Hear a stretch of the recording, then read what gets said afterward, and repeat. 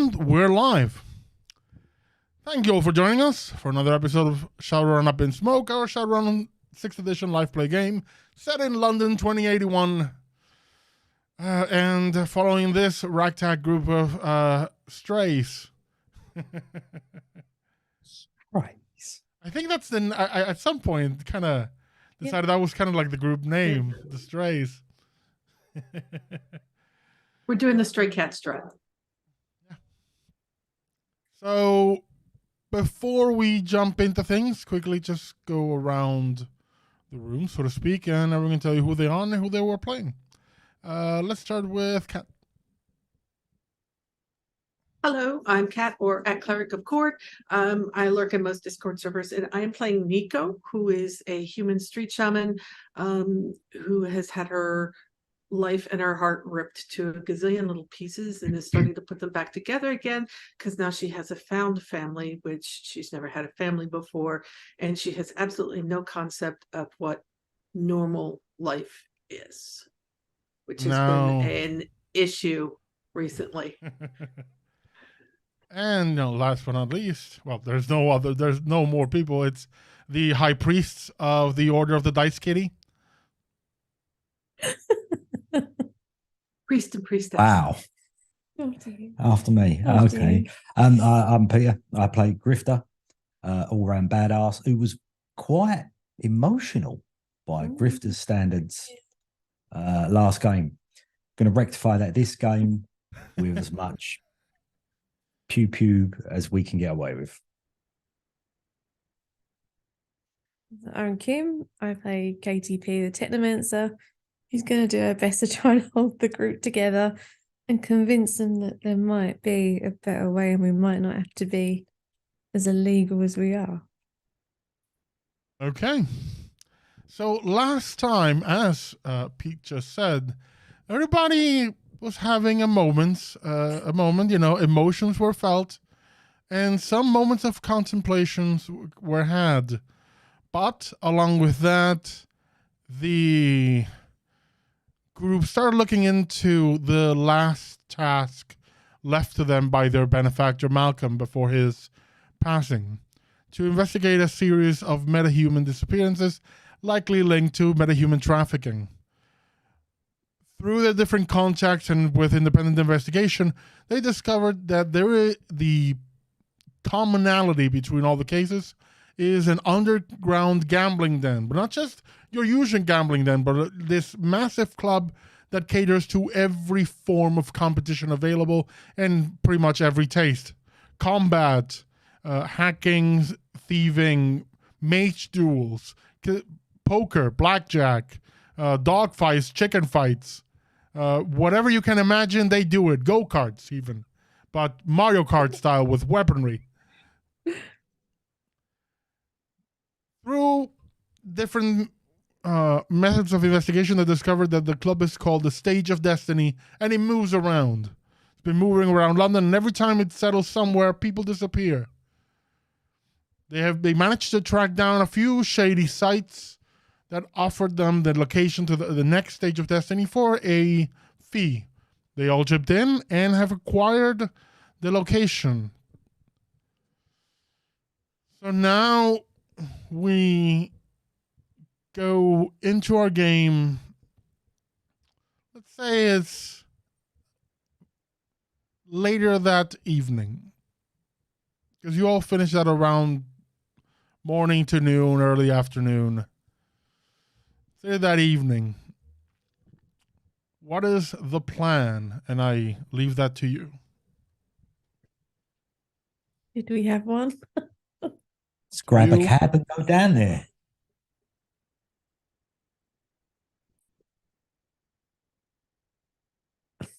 We know that the ring is being run out of this place, right? Yeah. Okay.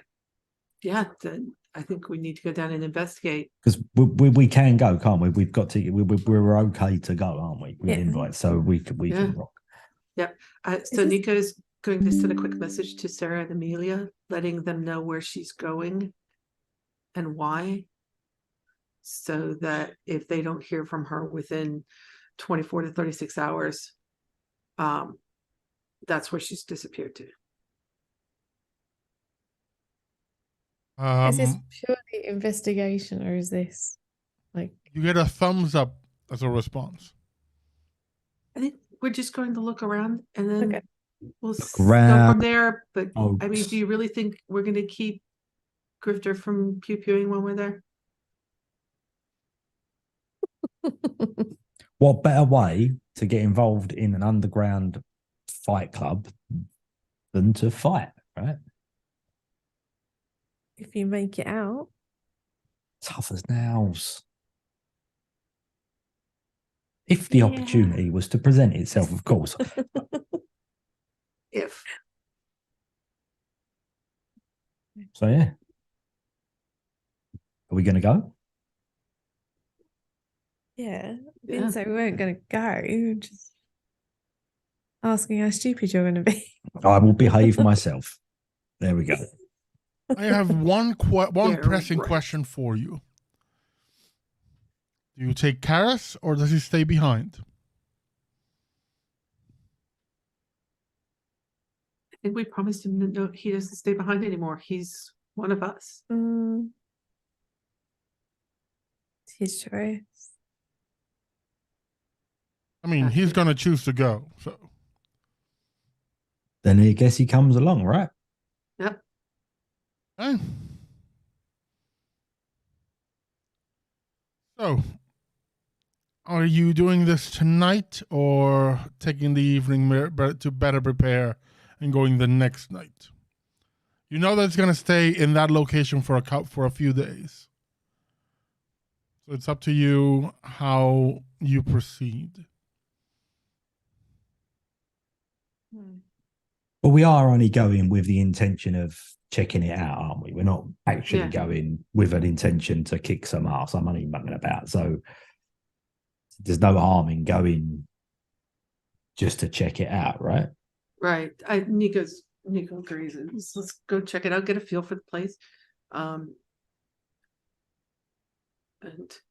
Yeah, we got a bit of a backlog of work coming up, so we need to get through it, don't we? yeah. That log of work. Well, We do have some ghost hunting to do. yeah, we do. We haven't done that yet. So yeah. What we do for transport now? You have a new car. Oh, we do, don't we? Yes, that's right. Okay, cool. Hey. So yeah, take the whip and off we go. Good. You drive about northward, heading very, very north London, and do arrive at something of an alley, very nondescript, though there is just this typical grimy alley with one metal door on a wall. Posters everywhere of faded shows. There's the smell of cheap booze and piss in the air. There's a few homeless people squatting nearby. You can almost sense the hunger in the air, their eyes gleaming in the light, almost like predators. They're just waiting for some poor schmuck to come around and be defenseless or, not a stuff. There is only a single light working, and it's hanging above this door, and it flickers every so often. Though there are a couple of, burning barrels, like just metal barrels down the alley. Very, very unfriendly locale. Nico gets a pang of homesickness. Nico, make an intuition and perception check for me. I'll leave it to you because you would likely have the better chance of noticing something unusual. Yep, and I've also got an ability called a quality called home ground, which if I'm doing perception checks, I get an edge for use on that test. There we go. So I'm going to do that. Intuition and perception. There's one thing you know is living on the streets. Wow. That she does.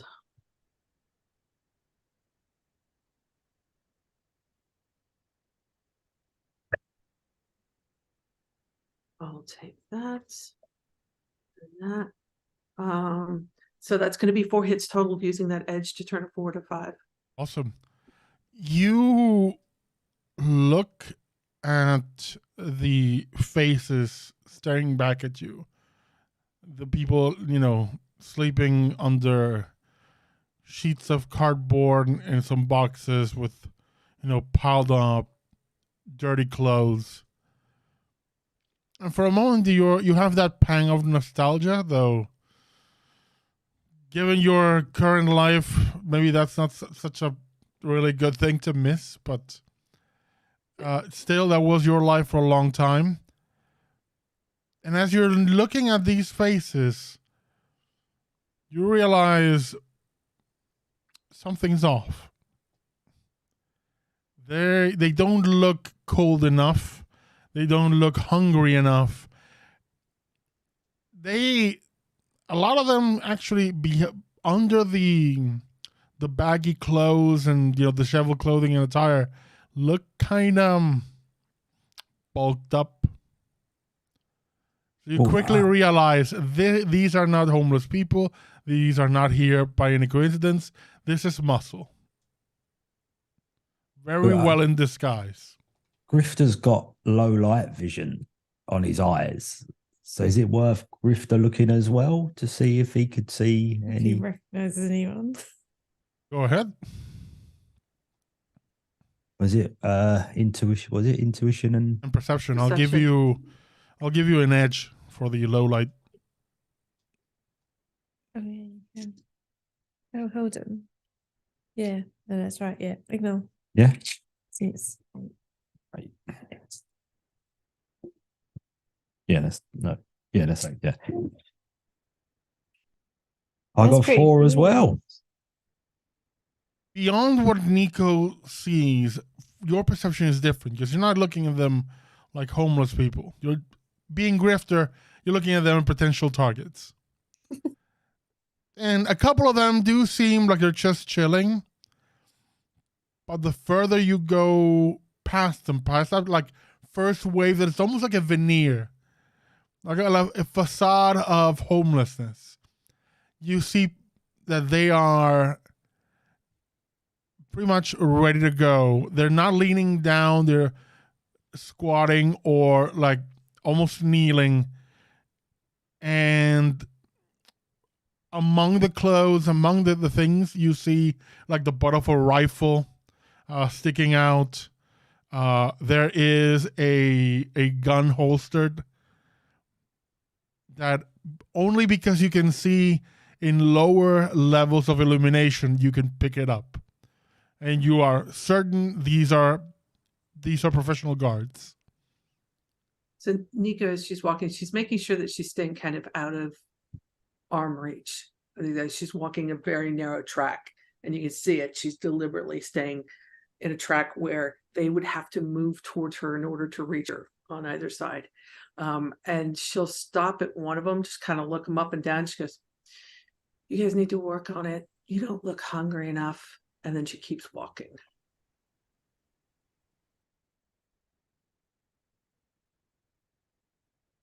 Nico, your danger sense goes off. And the moment you finish saying, like 7 lasers are on you. Mhm. And the guy you spoke to says, "You're going to be a problem, lady?" No, just offering some advice from somebody who's been on the streets. If you're trying to hide, you don't look hungry enough. Just a little advice. We'll take it under advisement. The guy stands listen. up and walks towards the door, taking off the dirty clothes underneath, and it's under it, under like the dirty garments that removes. He is wearing standard body like bouncer attire. It's the black on black jean on shirt, and he's just the dude is built like a refrigerator. It's just as wide as a door. It's just standing there going, I'm gonna guess you wanna come in? Yeah. And she just kind of gives him that up and down look, like assessing, and doesn't back down. She's Nico. She's on the streets. This is her territory. Make a perception intuition for me. Okay. Am I? I'm gonna give you an edge. I'm still on home ground, so I've got that edge too, right? Yeah, I'm gonna give you another. Okay.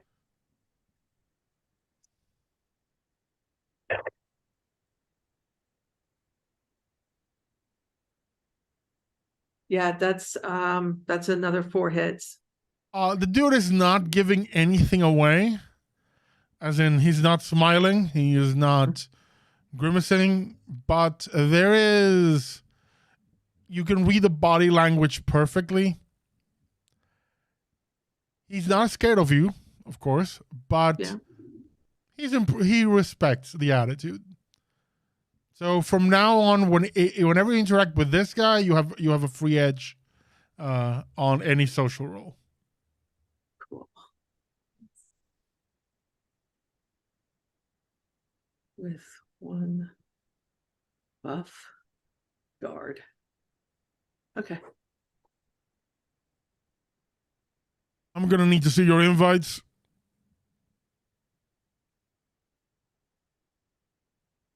Did we print them out before we left? You got them digital.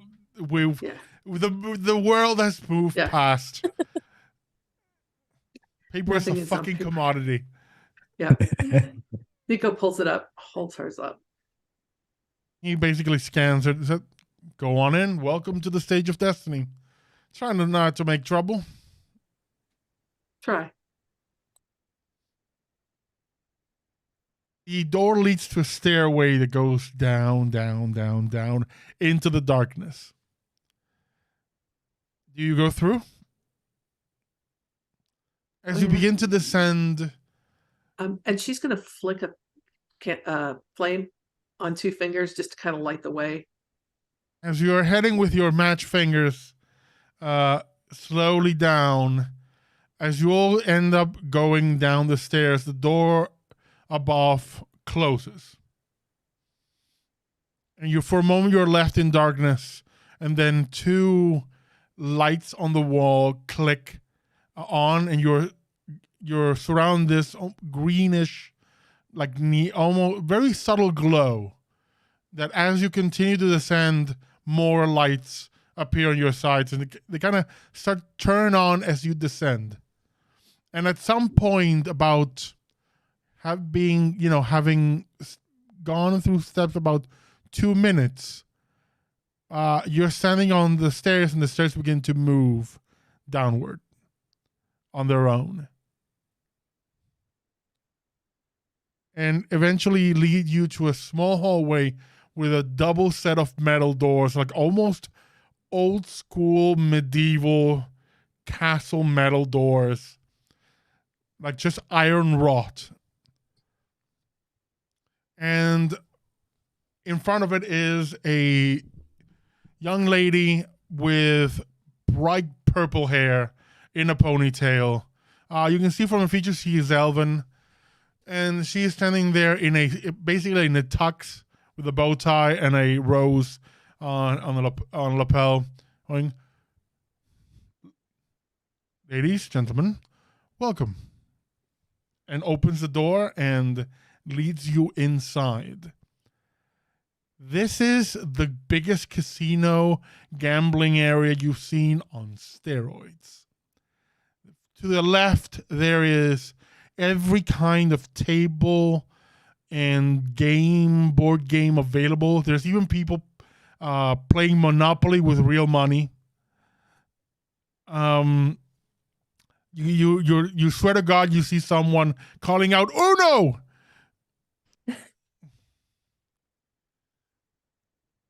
Further back, you see some fighting rings, including a full-built octagon, almost like MMA octagon.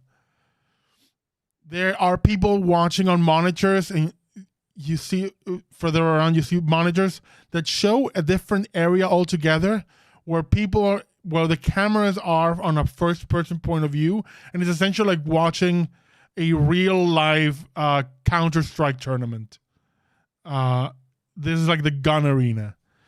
Another set of monitors with elevated rings. The elevation, actually, they're essentially hovering above, and it's almost like a Western duel.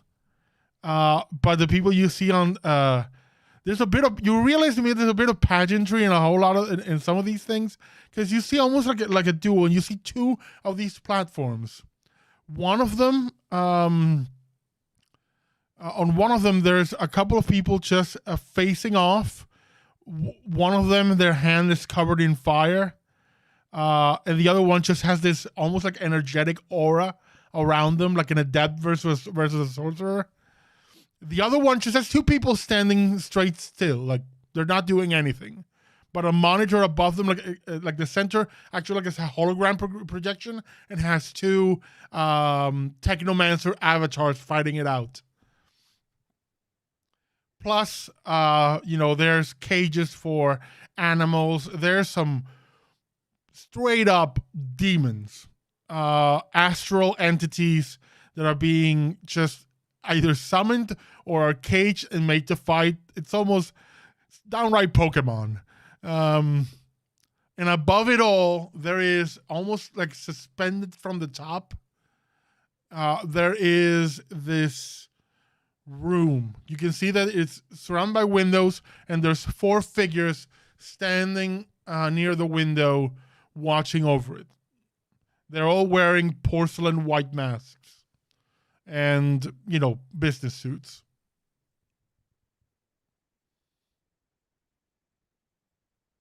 This thing, if this thing moves around London, you get a feeling of the staggering amount of money that is being poured into this. Because these venues they're a lot. The 4 figures with the porcelain masks, just by body build and hair color and mannerism, do any of them seem familiar? Make a intuition and perception check for me. Okay. I'm gonna ask you: are you first going to cast enhanced senses, because they are kind of far away for you to be able to notice anything? Yeah, she'll use her sight, enhanced senses for this. That.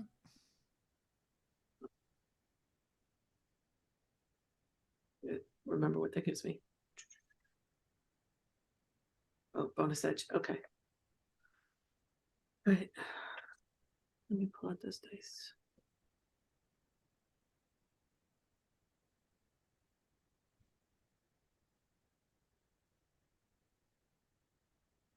Four hits. Looks like that's going to be the magic tonight. number now. Yeah. Okay. You see the 4 individuals. You don't recognize the build specifically. None of the features seem familiar, but you can clearly tell their meta type from the build. One of them is clearly an orc. 2 of them are human. And the last one is you thought he was sitting down, but no, it's dwarf. Okay.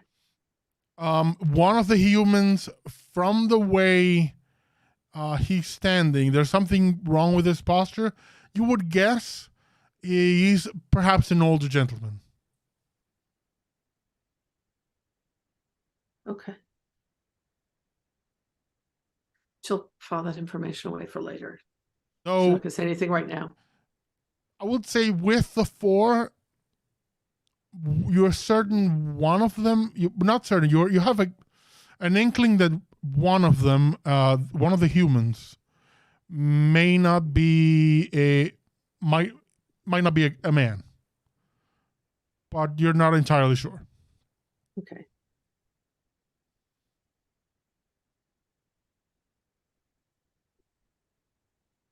All right. And again, she's going to kind of focus on the dwarf because she's thinking about Blondie. So as long as if that doesn't trip if he doesn't trigger any bells. No, you can see that they have hair. Mhm. You can see the hair even with the mask. Blondie's hair, well, Yeah. light blonde. Yeah. No, these are more the orc has blue hair. Hey, cosmetic hair is all the rage. The dwarven hair, actually, his hair changes colors.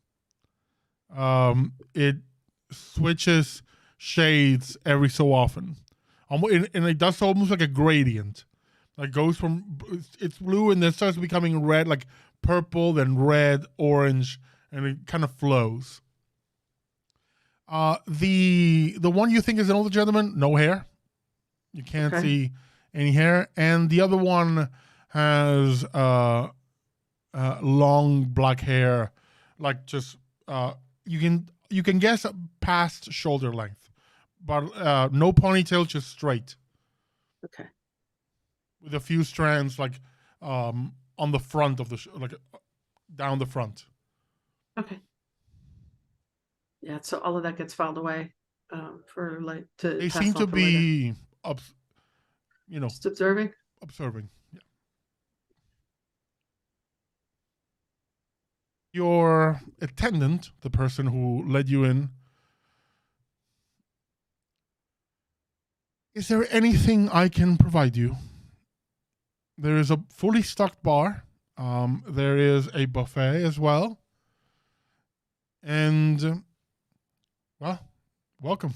Anything is at your disposal. If you wish to change money for chips to play in the many tables, you can go over there. If you wish to just bet directly, you are free to do so. You will, at any time you bet, you will receive a slip with the information of your bet. You can take that to the central cash box to exchange any money that you have earned. And if you wish to compete, just let me know and I will get you sorted right out. And as she says this, she's looking at Grifter and Karis. Are you staying with us the whole time, or how do we find you?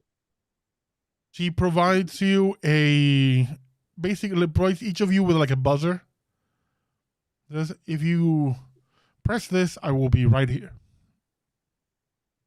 So Grifter, so what exactly is there to compete in?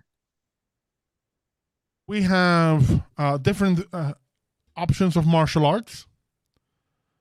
And we also have a very competitive shooting competition. By the way, before I ask anything or do anything else, are you all packing heat?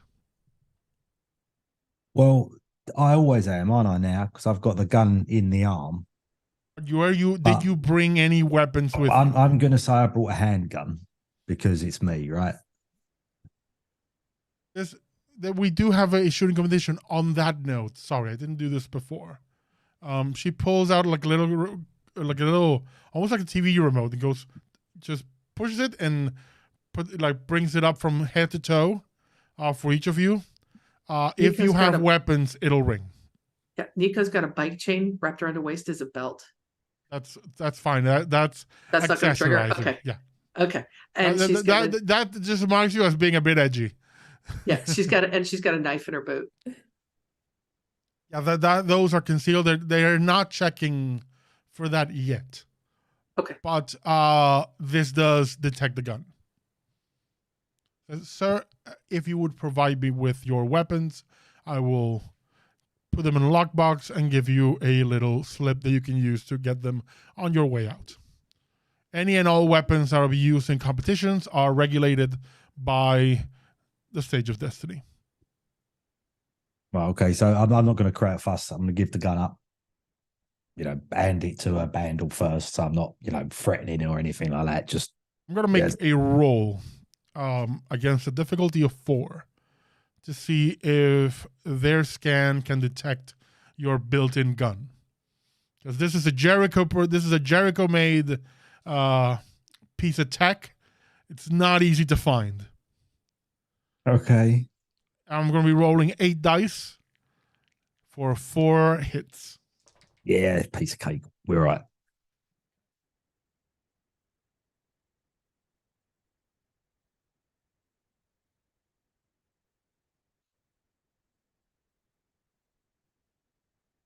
The scan goes through. Doesn't seem to be detecting anything else. Roll 3 hits. The magic 3. So nothing out of the ordinary. They just take the gun, they put it in a lockbox, almost like a code. Like there's almost like a code room, but you see weapon racks and coats as well, and some hats. And they give you essentially like a little card that you can use to come back and pick up your weapon.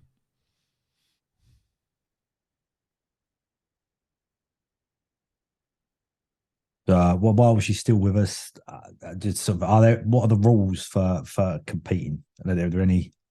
The shooting competition is using a specialized set of weapons. We have 2 courses. There's non-lethal. And for VIP members, we do have the lethal option. But for first guests such as yourselves, the non-lethal version is available. The non-lethal is, we're using a modified version of an old 20th century game called laser tag. Everyone participating has a set of 3 lives. Every time they get hit, they lose a life. And take out, shoot someone 3 times, they're out. Rules? Anything goes as long as you can shoot the person. Just try not to kill them. If you kill, you are automatically disqualified. As we say, this is the non-lethal version. Excellent. Do be careful. If you are planning, I'm sure you won't. You look like swell folk, but any cheating will not be tolerated. Oh, but you said there are no rules, so how can you cheat? I meant I was going to specify in the card tables. Or in any place where we specified a set of rules. For example, if in the non-lethal one you pull out any form of lethal weaponry, that's considered cheating. Any form of cheating is prohibited and will be enforced thoroughly.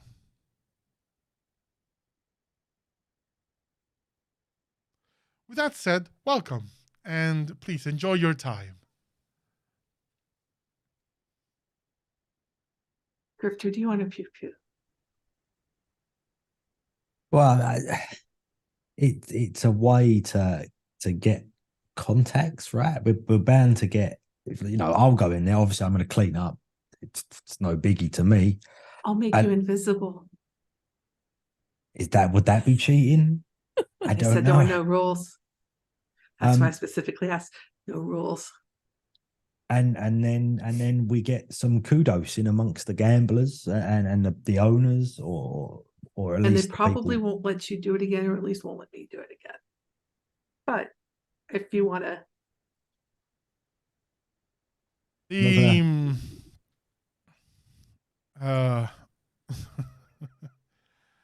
you see among the other competitions, there's one that is.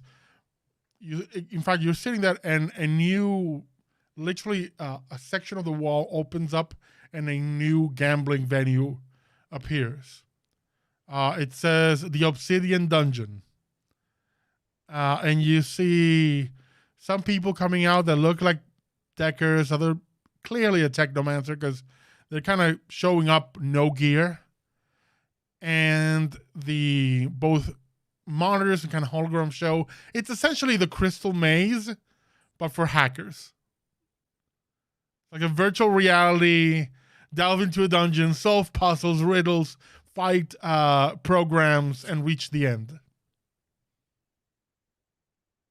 Pretty sick.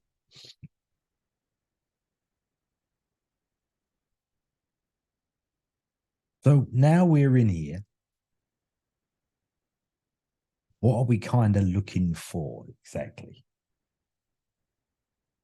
Because you were the one who said we should go. Yeah, I know, but what would be the thing that gives us a way people we want to get to know or areas of interest? I mean, how much attention do we want to bring to ourselves? Well,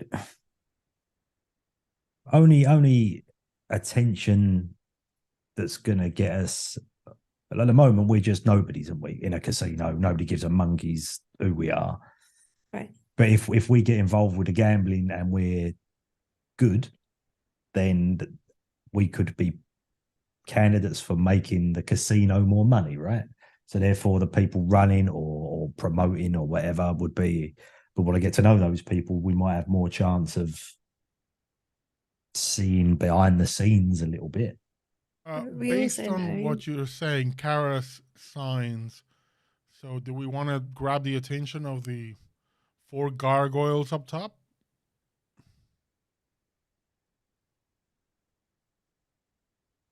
Maybe we do. Yeah, KTP is kind of just shaking her head like, oh my god, I can't believe it. Is the lady with the blue hair still here, or is she gone? Oh, she's still here. She stepped away to let you talk among yourselves, but she is a few paces away, ready in case you need her. Grifter will go up, sort of tap her on the shoulder. So, yes.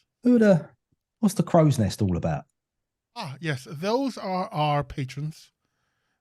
Club Erebus. That's their name. It's essentially the VIP of the VIP.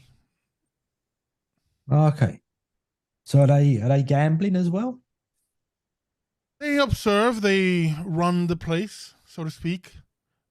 We do often at times, depending on the competitors and the level of prestige, and depending on if the club wishes it, open up rewards for competitions where you could potentially meet them or join them.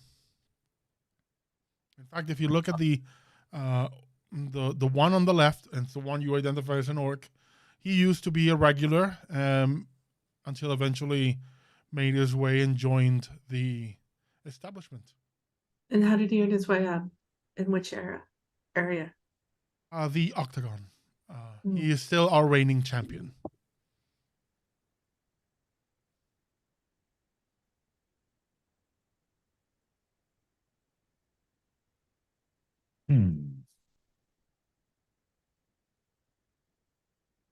So they're the guys that we want to get the attention of, then, right? Or do we not? We trying to be. We want to get their attention. We want to get up in that room. We want to be in the room where it happens.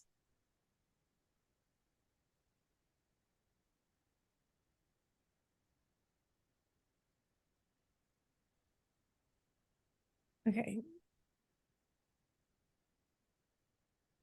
KTP is clearly not comfortable with this, but you have to understand, like, this is not. KTP, I'm going to tell you something you're not going to like. There are so many people. Yeah, I know. Yeah, many people. Yeah, exactly. So let's have you make a roll. Let's check real quick. Let's have you make a quick roll for me. Does your social anxiety bit, is that a quality or just a character trait? I've got it down on my sheet as a quality. Okay, what does the quality say? Yeah, on my notes, I've got charisma tests as a minor action, can't spend edge until you succeed. Page 79, if that helps. Center of attention. What's the name? Social stress, center of attention. Social stress. Encountering a social stressor, you must make a charisma too. Okay. This is in this case, it's you're not the center of attention. This is just a large group of people. Center of attention would be if you were competing, for example. And then the spotlight is on you, or if you would have to speak at a conference, or be the face, anything that where you are the star, that's a no. But you wouldn't have a problem with a large group of people unless you wish to, because we've handled it as a large group of people before. So if you want to change the stressor from being center of attention to large crowds, we can do that. Oh no. This is good. This is fine. Okay. Like, I think part of her uncomfortableness right now is coming from the fact that this is so totally out of her world. Like, she's aware, like, Nico knows the streets, Grifter knows fighting, and like this is not something she's familiar with. So getting the attention of those I'm only going to ask, does KTP in her private life, before all of this, or even during this life, does KTP indulge in video games? Yes, I would say yes, but the whole, like, the gambling thing just doesn't make sense to her. Like, in her brain, it's like, why would you do that? Like, she just doesn't get it, if you get what I mean. So I think one thing you can maybe from your point of view perhaps appreciate or even rationalize a bit, the bits that look for deckers or technomancers they straight up look like either fighting games or adventure games, just with money involved. yeah, I think like she understands like the enjoyment aspect of playing the game, but she doesn't understand the gambling aspect of it, if you get what I mean. Yeah, no, I get it. Yeah. Yeah. So I think like with kind of Nico and Grifter kind of saying they want to catch these dudes' attention, she's a bit like, nah, like, I don't want this. So I think she's going to propose that she tries a different tact. And what so does to be proposed? well, we know that it was Fiyin that put us on to this club, right?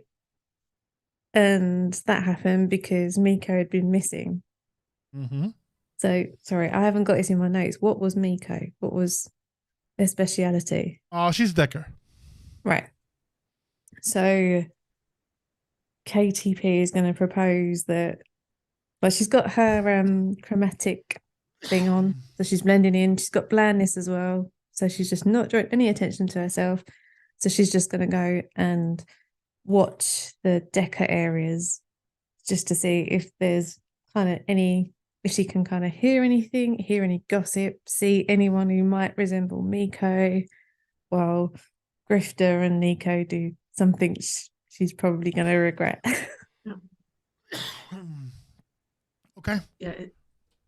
Nico will let Grifter and Karis know that she will back them up in whatever they choose to do.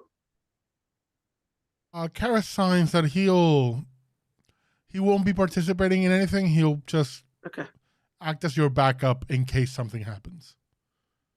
That's good.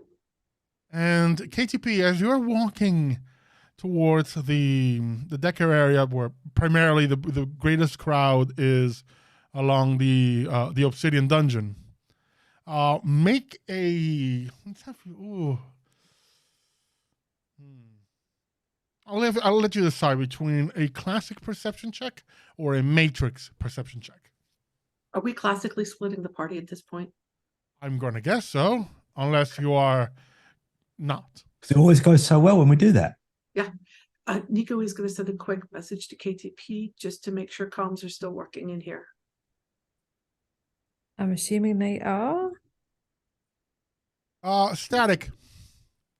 Oh, okay. All Comms right. are being jammed. Right. Okay, that's not so good.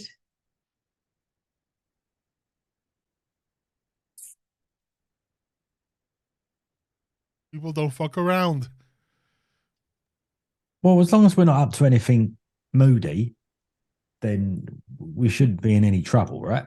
I'm Karis assuming is- in here it's fairly controlled, isn't it? Like if something was to kick off where it shouldn't, there'd be security all over it like a rash, right? So How tall is Karis?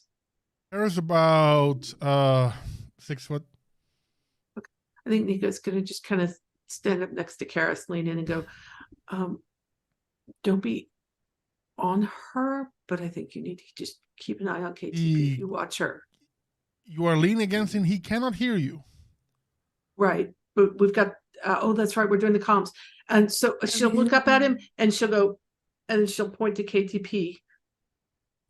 He nods. And then, like you stick with her and then Nico will stick with Grifter. Out of character, is everyone happy with splitting the group? yeah, because we're not up to anything that should No, really cause. I'm just checking because then Yeah. we might be like, Yeah, no. I'm good. Okay, That's when the fun happens. that's what worries me. Right. What perception are you doing, Babs?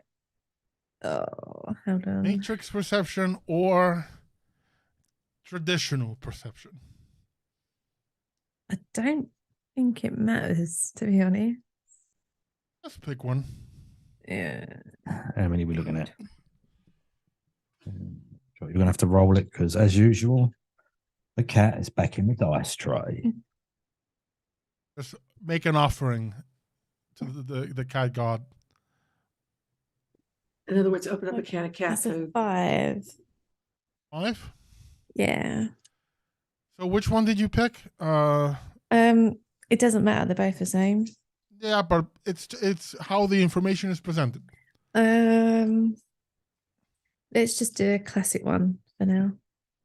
You're looking at the monitors and the kind of holograms on the display, and currently there's 4 competitors. They're each in different areas of the dungeon, moving around their own rooms. There's like a central area where they'll meet.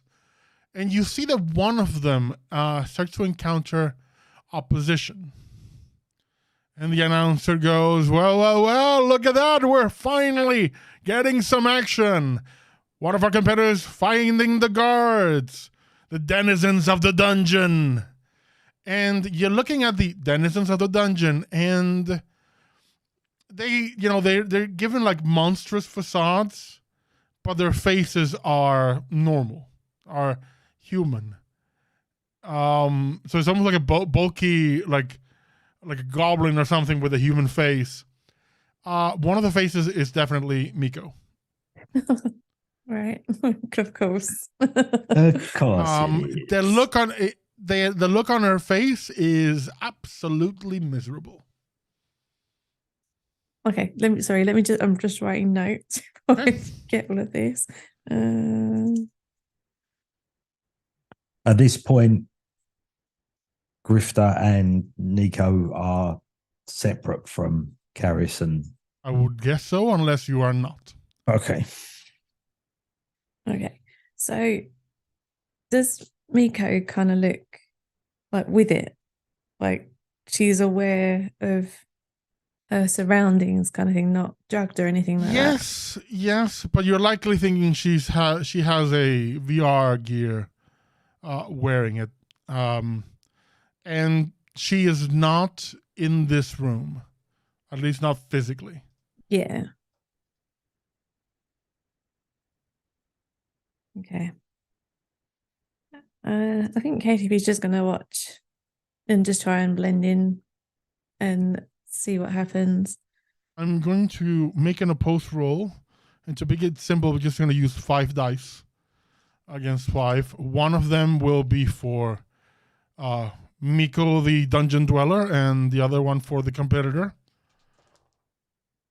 Okay, that was Miko. And for the guy, yeah. Miko appears and has a spear and tries to give it a poke of doom to the player, who very much Dark Souls style parries the spear and lunges with the sword and quote unquote kills Miko. And you see her fall and kind of flicker out. And above her, there is a counter that is in red, and it's a symbol of New Yen. And it reads minus 10,000. And then that flips into minus 50,000. Oh, poor little denizen. Further into debt. They'll have to work harder if they want to get out of the dungeon.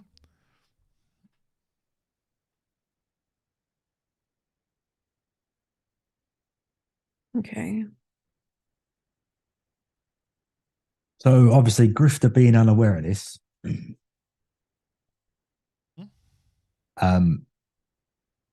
sort of turns to Nico and kind of sort of says, I'm pretty sure watching this screen here of these guys playing laser tag, I could clean up. They got no skills. This is a way for us to get noticed. And I can't die. So there's no real danger. Let's have you make a make an intuition and perception roll for me. Actually, no. Let's make an intuition and firearms. Intuition and firearms. Yeah. Oh, okay. So that's 3 for that. How skilled are Firearms they? is firearms. Just so you can see, pick out tactics or everything. Trust me with this. Well, the cat is there, so it's going to have to be you. Obviously, life necessary. That's I how did many? all right. Oh, we got 6. 6. 6 hits. 6 hits. These are nerds playing paintball. They have no skills. They miss at point blank. You would be a wolf wearing sheep in there. And they are using live rounds, correct? No, they're using the laser thing. So it's Okay. non-lethal. In fact, you don't see any monitor that shows any of the live round competition. Okay. Go have some fun. So with that big smile, sort of tries to catch the attendant's eye. You have a buzzer, remember. Yeah, Nico hits her buzzer. Which Oh, that's sees right, Grifter kind of going like Press this. the buzzer. Look a moment at Grifter. When you look back, she's right there. My friend would like to try some laser tag. Wonderful. Sir, if you will come with me, we can get you set up. I can go with him, just watch. Yes. Or do I have to stay here at the monitors? Please stay here so we can get him into gear and you'll be able to see him in the monitor. She's actually going to follow Grifter to wherever they take him once, like if they go behind doors or whatever, then she'll stop. But she's going to follow to where he disappears to. She's not going to let him just walk into a crowd. You see that they take him past there is a door that says competitors, the laser tag. And it says, sir, if you'll go through this door, the attendant on the other side will take care of you. And she just opens the door for you. So just as I'm walking through the door, turn around and shout at Nico, put a bet on me. Walking. Got it. Grifter goes through. The blue-haired attendant closes the door, and if you would like to make a bet, yes, come with me. And how much are you putting on Grifter? 5K. Just 5K? That's cheap. Is that cheap? That sounds a lot. 5K to start. Yeah, I've only 5K got to start. 20K. I've only got 20K on me to start. Okay. So just gonna start with 5K. So Grifter, you are basically a harness is put on you it's almost like a like body armor, and it has like 3 triangles on it to kind of mark your life. So you're giving the bulky rifle with like a battery and stuff. You're given a bit of a tutorial. It's essentially the first person shooter tutorial. Look up, look down, left, right, just to make sure that you're aiming correctly. and you are like put on a platform and lowered into the arena. It says, sir, for the next 30 seconds, you cannot be touched. The doors will remain closed, and competitors will be encouraged through manipulations of the environment to move away from your area of entry so that you are not being camped. I will count down when it's time for you to go, and then, well, good fortune to you. And there are no rules. Hmm? And there are no rules. I sort of turn around and just look at. As long as you keep it non-lethal and, take people's lives using the rifle and their suits, you're free to do whatever you want. Okay.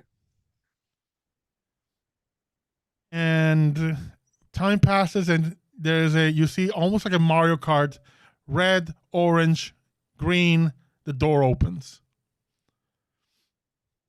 Enter I go. So we're gonna do is a set of opposed rolls. Okay. Whoever wins wins the shot. You can fail 3 times. If you fail the 3rd time, you're out. Okay. And we're just going to base this on what? Firearms and agility? Agility and firearms. Okay. I have a rules question, Kevin, before we get started. Does line of sight include watching through a monitor? No. Okay. You need to be physically in the same space. Doesn't hurt to ask. I know what you're doing, and I appreciate the hustle, but no. I mean, what's a little chaos on a competitor? Well, off you go. Sorry, just trying to move the cat. Getting the cat out of the dice tray. That's Okay. all. There we go. So, for the most part, since you are entering an active competition, most of the just to keep things simple, all the other opponents are all within their last life. Oh, doesn't seem fair. So that way, we'll see if you lose roll straight up 3, it doesn't matter if they have multiple lives or not. You're going to be rolling 5 times. Those are the competitors you have. So you want me to roll 5 sets? Let's roll the first one, and we'll see from there. Okay, here we go. I'm rolling 8 dice.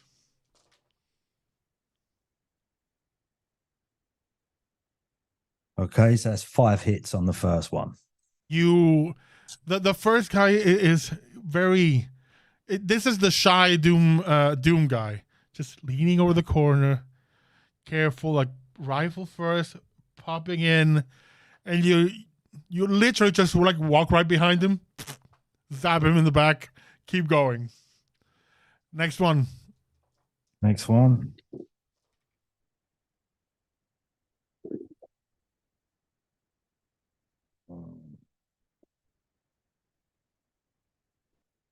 And that's 6 hits.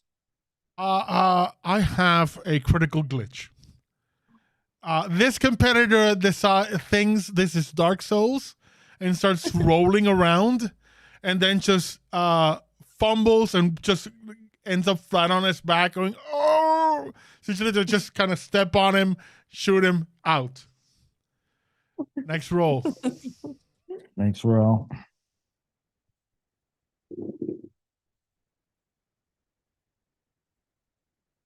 Only 4 on that one. You spend a little time on a, shoot cover, kind of exchange with this one. This one seems a bit more, this is, if the other ones were useless, this is the 10-year-old on Xbox. Especially with the level of profanity he's throwing at you. But the problem with shouting so much profanity is that he at all points he's broadcasting where he is. So it's the easiest thing for you to flank him and pop him. You got 2 more to go. All right, here we go. Penultimate roll. Oh, that's a good one. 6 again. 6 again. This one doesn't even have a chance. He pokes his head out. You immediately just shoot him in the head. You're at this point. You're in a stride. You're running. You're speed running the course. You're just running, jumping over covers, and literally just guy goes like down, and you keep going. Final competitor. Okay, last roll.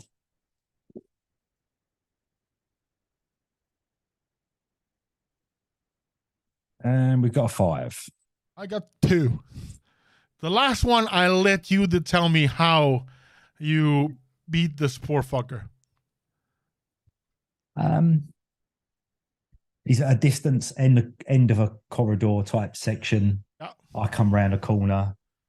He's already round the corner. He fires, he misses, and I just keep running, just keep shooting. Ah! You are in a death sprint against a stormtrooper. Yeah. You're running straight at him, and the shots just pass you by, and then you just shoot once out. What name? A prompt appears like an arcade for you to input your name. If you want to for the high score.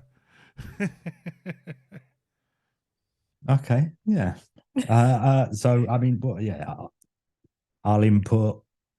You're not going to put grifter in them 3 letters, but well, I tell you what. When I was a kid and I used to play arcades, when I had to put my initials in like that, I always used to put AKA. So that's what we'll put in, AKA. AKA. And there's a big ring winner. Thank you. A voice says, "Thank you all for participating. Congratulations to our winner, AKA, for his win, a cash prize of 15,000 new yen. Hype. Thank you for competing. We will be looking for new participants, and the next round will begin in 20 minutes. So if you want to join, please let us know and talk to your attendant. You, Nico, with your bet, I don't know fuck about odds, so I cannot give you a multiplication. You make 12K. Okay. Oh, 6 to 1. Nice. No. 3.5 to 1. I figured it out. 2.5 to 1. Go nuts. 2.5 to 1. I live in Vegas. I know. That's why I'm leaving it to you. 2 to 1 doubles. 2 to 1 doubles. 12K would be just about that. So 2.5. Yeah. Yeah. Let's make it 3 to 1. 15. Okay. Coolio. And Grifter, you come out. It was a nice warm up. The strap is removed, everything, and you basically are led back out. The guy says, "Sir, I would, for fairness, winners are not permitted to participate in the next round immediately. But after a couple of rounds, you'll be able to come back in if you wish. Just to keep things fair, especially after your performance. If you participate again, we're not gonna get any competitors." So as Nico's been standing there watching this on the monitor, I'd like to use my improved sense hearing to listen for what's being said around me. I'm not gonna make you roll. Okay. I'm gonna tell you, there's a whole lot of nonsense being spoken. Mm-hmm. There are, especially because there's a lot of people here that are coming in as couples, and you get every flavor of bimbo, himbo, trophy wife, trophy husband, hired boyfriend, best friend pretending to be girlfriend. It's every form of social contract is at display, and the banality of conversations is staggering. But you do hear one and you look at her as a woman in a business suit. From appearance and the attitude, clearly, someone used to getting their way, usually in control. And saying, I think I've lost everything I brought, but I can turn it around. I'll just ask for a loan. The attendant told me I can do so. And immediately someone turns around and says, no, don't do that. Says, sorry, we don't know each other. I don't know you. But if you take a loan and then you lose, you're in debt. If you're in debt, they're gonna make you work. So it's gonna be you in that stupid dungeon thing. It's gonna be you, in that arena fighting people. Don't get a loan. The house always wins. And you see the woman for a moment goes a bit pale and goes, if I needed your advice, I would have asked for it. Please mind your own business, and presses the buzzer and asks for a 25K loan. Who's the guy that gave her the advice? You look at him, it seems like it's an older gentleman, an older dwarven gentleman. Really has this sleazy look about him, like just a greasy gambler. Likely been here from the moment the doors opened, and is gonna be here until the day he dies.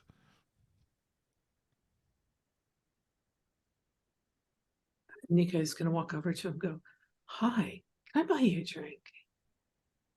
I will never say no to a drink from a beautiful lady.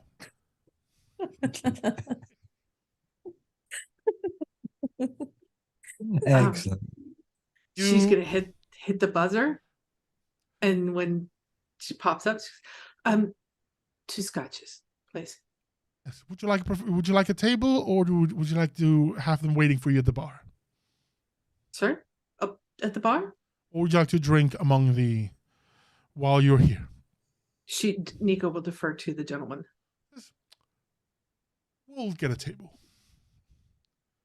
He offers you his hand to escort the lady. She puts her hand on his forearm. She's not touching his skin. Yeah. You can clearly tell this dude is a few cocktails away from cirrhosis. Mm-hmm. You can already see the yellowing skin, yellow white eyes. This jaundice is in full effect. Yep. And you are led to a table, and there's a couple of scotches waiting for you.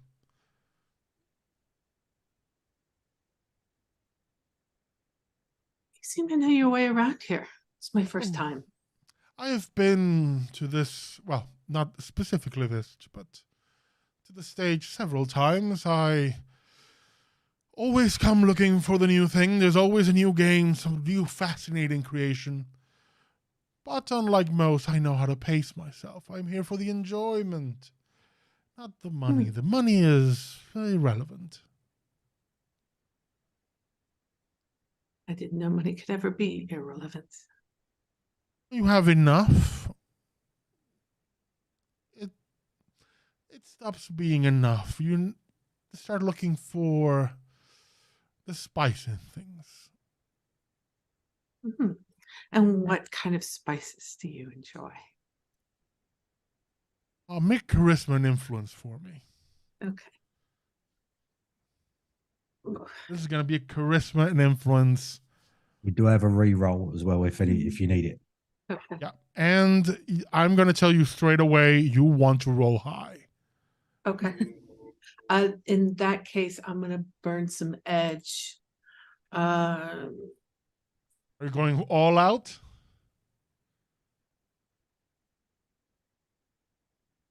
Yeah, let's go all out. Let's burn 4 edge. Okay. And that's another of these. No, let's do this. So I have different colored dice, so I have to choose which ones I want to use for what.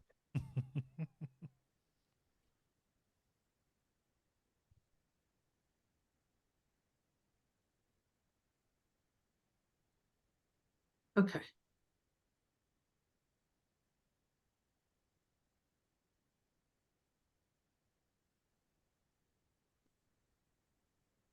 Wow, that really, really, really sucked. I rolled 1 5 and no other hits. Am I gonna guess you're gonna be using that reroll? Yeah, I'm using reroll. Okay, the reroll has been used. Thank you to our audience for providing these benefits. Okay, Full pull reroll. no 6s, but 4 5s. 4 hits. Okay.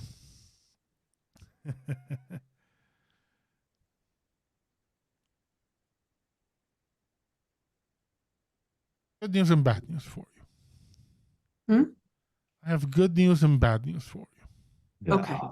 Like, give me the bad news first, please. Bad news is that it's not enough for the most benefits. Okay.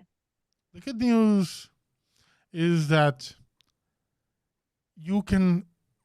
I'm forget if you give you a choice in this wonderful game of choices and consequences. I love it.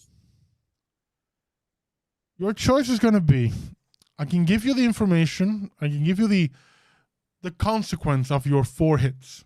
Just you're going to be charming, and he's going to answer. Or you can succeed at a cost, and you get extra benefits. It's a bit ominous, isn't it?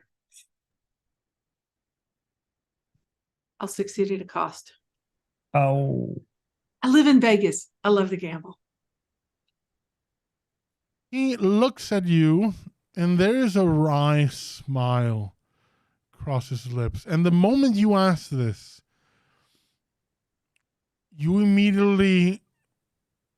I'm going to ask you, what was Nico's read on this guy? Straight up, what was his read on him? Professional gambler slime ball. Very, very rich. You immediately realize you have made a mistake. Okay. Professional gambler? Likely. Rich? Yes. Slimeball? Most definitely. Most dangerous person in this table? Yes. Okay. Because I have different business ventures. In terms of what spices I'm looking for, I'm always looking for the next best thing, the next big thing. I could...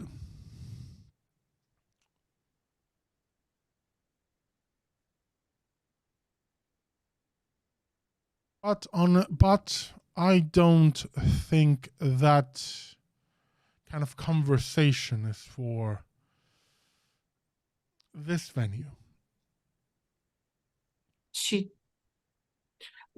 going to make like she wants to look around, but stop herself. And it's definitely a deliberate thing. That's understandable. You never know who's listening or watching. Indeed.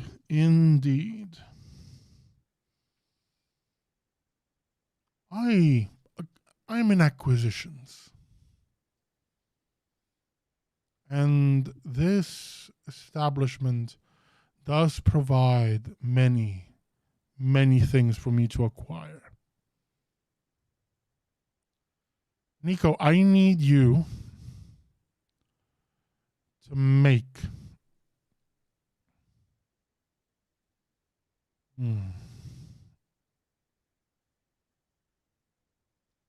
a body roll for me. Body? In that case, I'm going to be using my attribute boost to body, so I have to roll that first.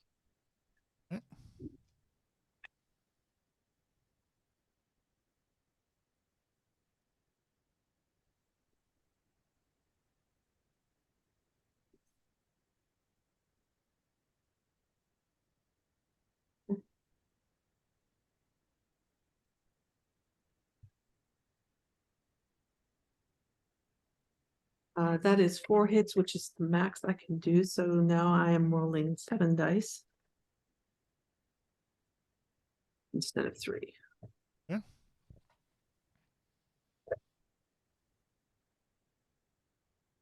You're trying. My dice do not like me tonight. That is only 1 hit. Oh. Here's the price. He's gonna tell you what he's already kind of insinuated what he gets from here.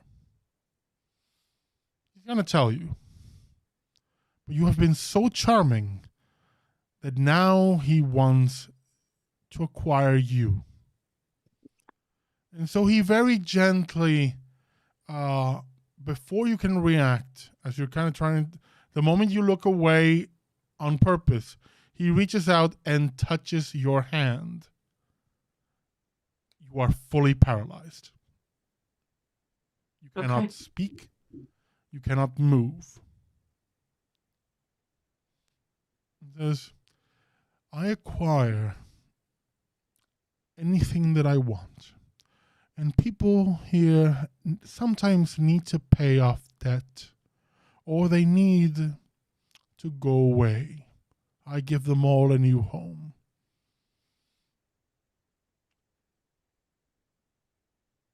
I think you're going to enjoy your time at my estate.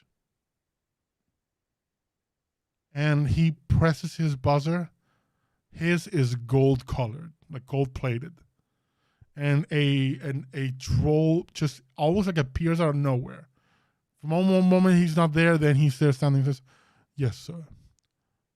Wrap this one up for me. While this is happening, obviously Grifter will have left. I will have you make a intuition and perception check. Oh, shite. I'm going to make a similar roll for Karis, who is, as always, keeping an eye out. And I think might spend a couple of edge as well on this, just to make sure. What was this? So a reroll. What was it for 2 edge? 1 edge, reroll, 2 edge, A+1 on a die. Okay, so yeah, 3 edge, automatic success. So I'm gonna spend 2 edge so I can add +1 to a die on that roll as well.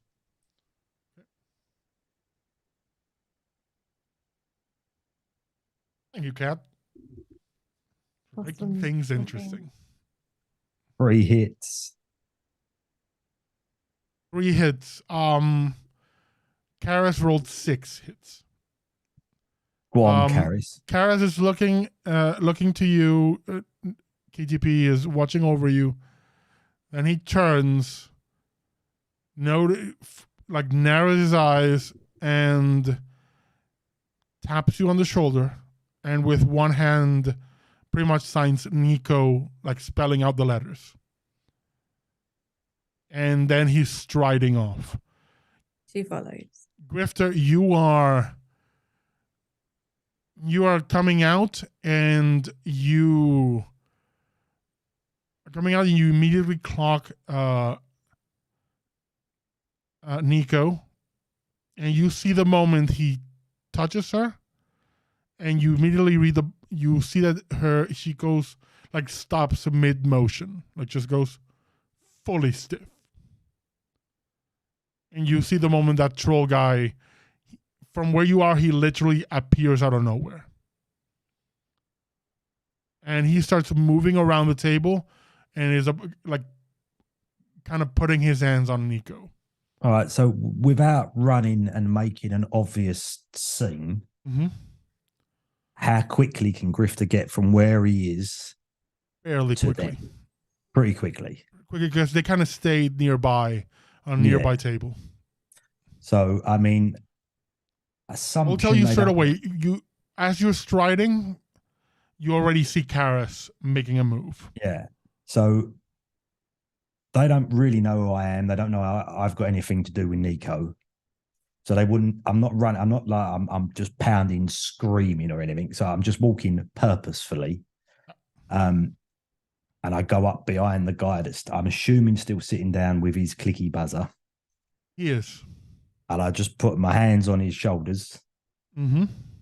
And do we have a situation here? Because it seems like there's something going on. Oh, my dear friend is just, my brand new friend is just having a bad moment, a bad reaction to the drink. So I'm asking my attendant to escort her to a separate room where she may rest. So because my arms are obviously quite close to his head, like I'm on his shoulders, and I'm not like squeezing him, but, you know, I'm holding him firmly. And I just start to power up the gun in the arms. I don't, just so it starts to make it obvious that I've got something that maybe... There is danger for him. Yeah, you know, so I'm not... Now, tell your friend to fuck off and undo what you've just done. I'm going to make a roll for him.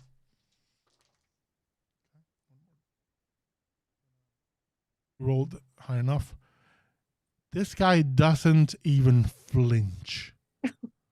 He's my good sir, you're about to make a big mistake.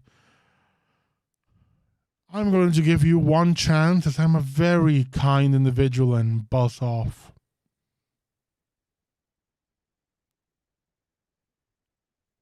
Paris is still, he is picking up speed. And while you know Karis is not subtle. No. Yeah. No. I think it's you who might be making a mistake. I'm not trying to make a scene. I just want my friend to be left alone. We don't need to go any further than this. But trust me. He sighs and goes, I'm sure we can come to some form of arrangement. How much do you want for her? No, I think you've misunderstood me. Let my friend go, and everybody goes back to drinking, and it's all fine.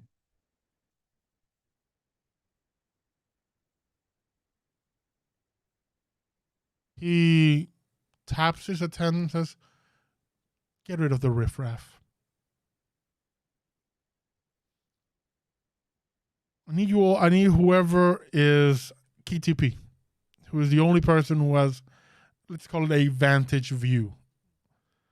He needs to make a perception intuition check for me. Karis at this point has reached the table. Nico, you can see, of course, you can hear. Karis is a volcano about to erupt. If this doesn't get resolved very soon, shit's gonna fly. So I can see, can my eyes move back and forth, or am I locked into a single position? Your eyes can move. Okay. It's everything So else can- that is just paralyzed. She's going to try and cut her eyes to Karis and try to move them back and forth to indicate no. I'll have you make a charisma and influence roll. Okay. But how many how big is your dice pool for that? Charisma and influence is 8. You will roll only 4 dice. Okay. Okay, take half your pool for this. You want to hit at least one hit.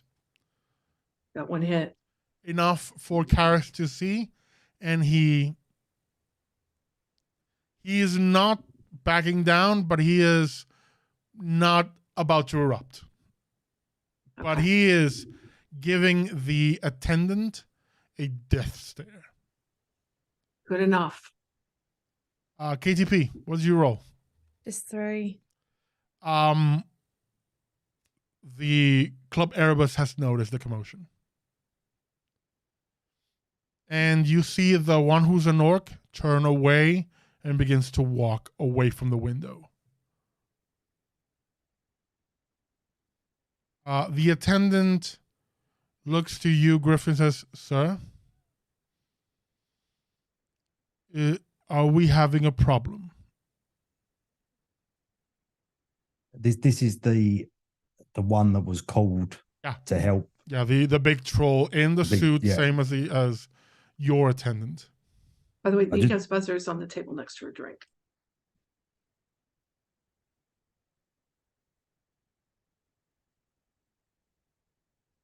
How far away am I? You would, at this point, you would be approaching, so you can be as close or as far away as you wish. Okay. So I look at the attendant and I just say, I don't want trouble, but this is not happening. Not to my friends, not here. He looks at you. You can see he's measuring you up. He goes and goes this. Understood. In light of this situation and the dispute between the parties, management will be handling this personally. We got their attention. The double doors at the entrance slam open, and everybody stops. The room goes quiet, and in strides in a business suit, bulky as hell. The clearly from the build has to be an orc. White porcelain mask hiding all features. Straight up comes to the table and in a very deep voice, "Do we have a problem?" And he turns his head towards you, Grifter. So I've still got my hands on the shoulders. I sort of turn to look. I go, I think we do. We've come here. It's our first time. Come for some good fun. Kick back, relax. And this piece of work here, I don't even know what they've done, but my friend looks paralyzed. I've asked very nicely if this can be put back to normal. And now I'm getting heavies. You're a big guy. I'm just trying to do the right thing. I don't want any trouble. But this is not happening. Not to my friend. Understood. He walks around and lifts your hand, Nico, and kind of essentially you realize he is examining you. You almost like feel the stare, but you cannot see features. It's fully, completely white. You're muted. She's doing her best to make eye contact to let him know that she is in distress, that this is not wanted or agreed to. The member of the club approaches the attendant and says, "The truth now." The attendant relays the commands given, doesn't offer opinion on anything, just relays the commands that were given to him by the guest. And he looks as gold level guest. He takes his, "Sir, your buzzer." The guy, very, very confident, hands off the buzzer. The orcish gentleman takes the buzzer, crushes it in his hand. You are expelled from the stage of destiny. If you choose to return, you will be terminated. And he goes to the attendant. You are dismissed, and a penalty of 20,000 new yen will be put against your account.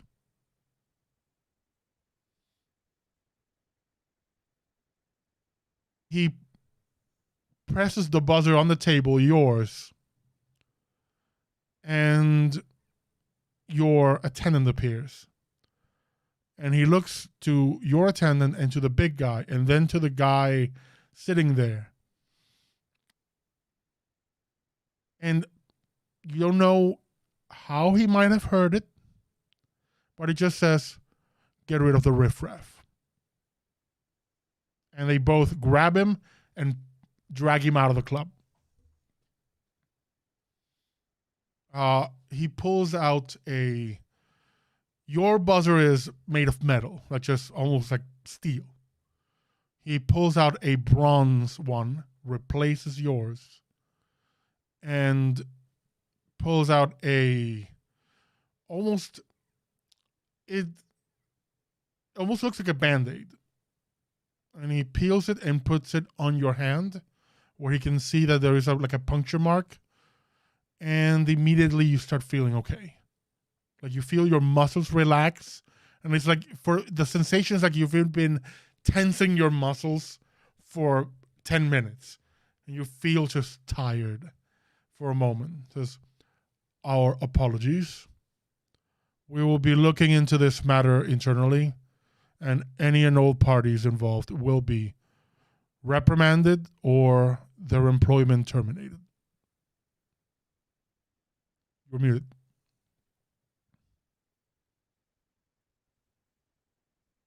Thank you. Thank you so much. It's good to know that you watch over your people. If that is all, I will bid you a good evening. And he turns away and walks straight out of the club. The doors close. A few minutes later, you see him standing by the window again. Nico's out of the stool hugging Grifter and then Karis. I think that's a great place for us to take our break. Break time. We'll be back in 10 with the rest of our story. So go get a drink, stand up, get a snack, and we'll see you in just a bit. And we're back. Huzzah. So after that encounter, you're all now around this table. Nico, you are now relaxing.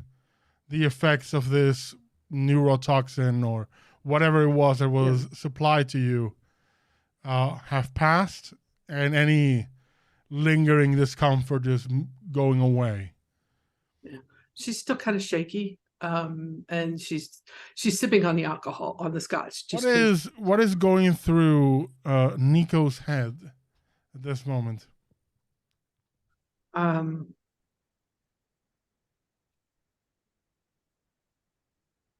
She's glad that he's no longer in line of sight, because she would have flame striked him.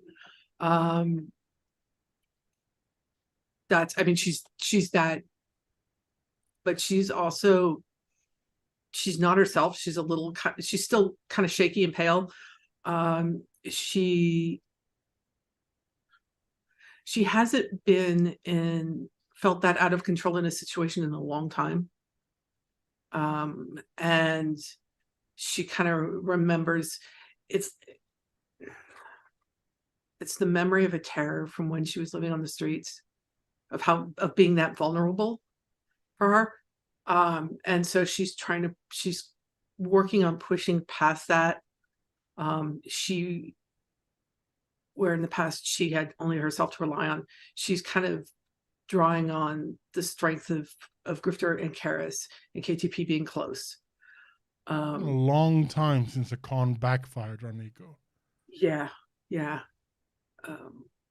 And so I think she's kind of shaky. By the time she gets about halfway through her drink, she looks down at the buzzer and she looks at everybody else, and she makes eye contact with them, and she goes, "We're bronze level now."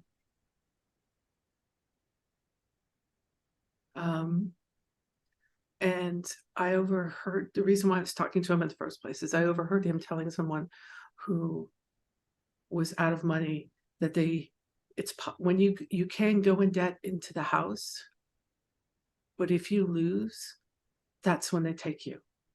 And that's how they get them. Is you At go in this debt to point, the like, house. KTP slides into the booth next to Nico, and I've got a subvocal mic. So I'll use that just to make sure that no one can overhear like what I'm telling the group. But like KTP relays about finding Miko and the fact that Miko is obviously in debt, and based on what Nico said, it sounds like Miko checks in. With an Miko, M. Nico. How much debt is she in? Oh, well, when I left, the figure had gone up to minus 50K. I've got 30. We can come up with the other 20. Maybe we can buy her out. Well, at least now we know where all the missing people are going. Yeah. And she's going to look out between KTP and Grifter and go, do we have enough? Grifter, I won 15 in that laser fight. So, I mean, I can chop that in. That's 45. Yeah, KTP doesn't get gambling, so didn't actually come with any money because it's just not, it doesn't correlate for her. But I mean, Grifter's quite happy to put the other 5 in. There's no. I'll tell you what, I'll just do another game in a couple of rounds, and we'll have that money easy. We just have to make sure her debt doesn't go any higher. That's the problem. She keeps losing, that debt keeps going higher. Maybe we can call the attendant over and maybe have a word, clear the debt. No. We don't want to be bringing any attention to the fact that we know Miko. Are we sure? I mean, how did we have to get her out of here? Well, she didn't seem particularly happy about the situation, but although it's difficult to tell because she wasn't physically there in front of me, she seems to be aware of what's going on, if you know what I mean. It's not like she's sort of drugged and doesn't know where she is. We have to get her out of here. Well, the accuser did say that once we find Miko, they'd lend muscle when it's needed. Not that I'm saying that we should go in all guns blazing, but so we know why she's here. Let's buy her out, then we'll talk to him. I don't want to. What about all the other missing people? We have a lead on how that happens. We can't leave her here.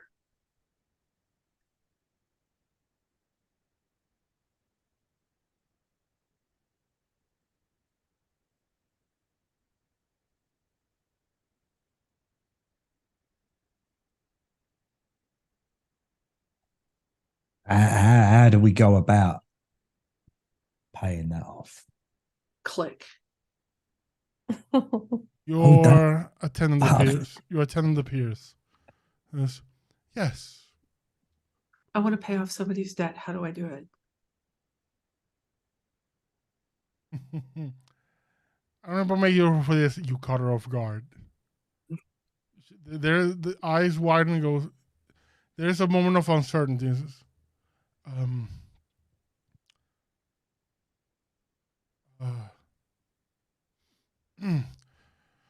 I will need to ask management. I will return in a minute. Thank you. A few minutes pass, and you see the attendant go, and among the crowd vanishes. And eventually, a chair is brought to your table, and the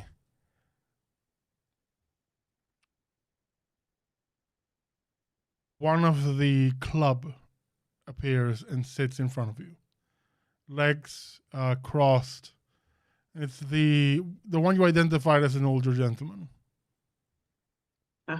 Well, the attendant tells me you have a intriguing proposition.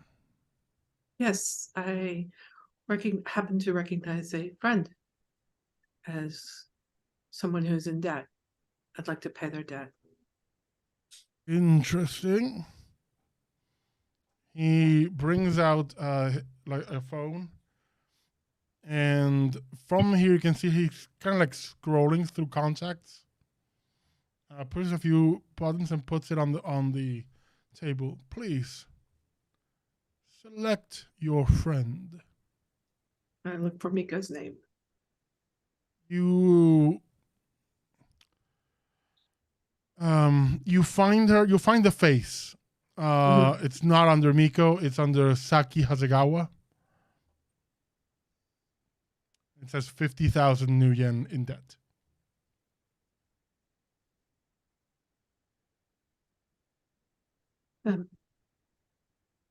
Yes, the Yakuza lady. Interesting. Indeed. May I consider you associates?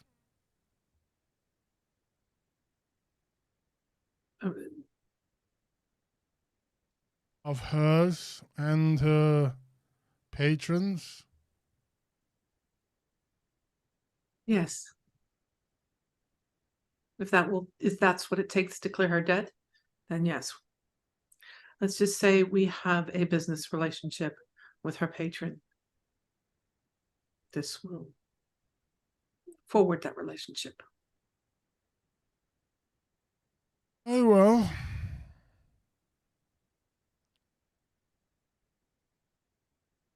He pulls out essentially like a card reader, but it's like a credit stick. And there's another one for like slips of money.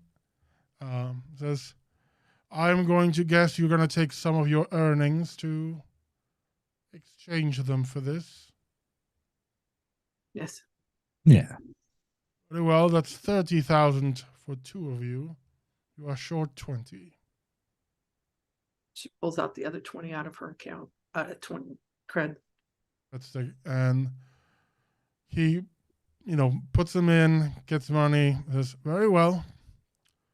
If you will follow, who will follow me? One of you only.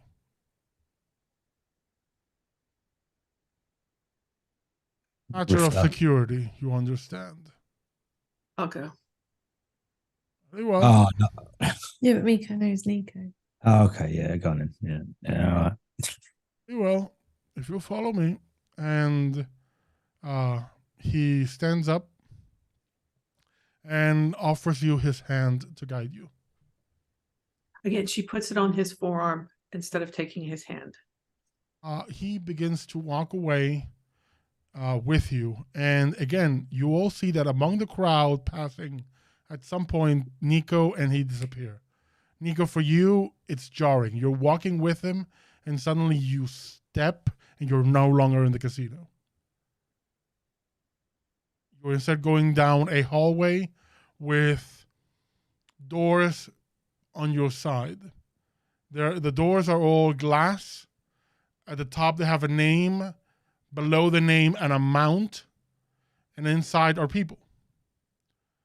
They're not cells. They're not cells. They're fully stocked rooms. They have beds. They have bathrooms. It's basically like a hotel room for a person in debt. Can I tell how that happened? Was it magic? Is it something else?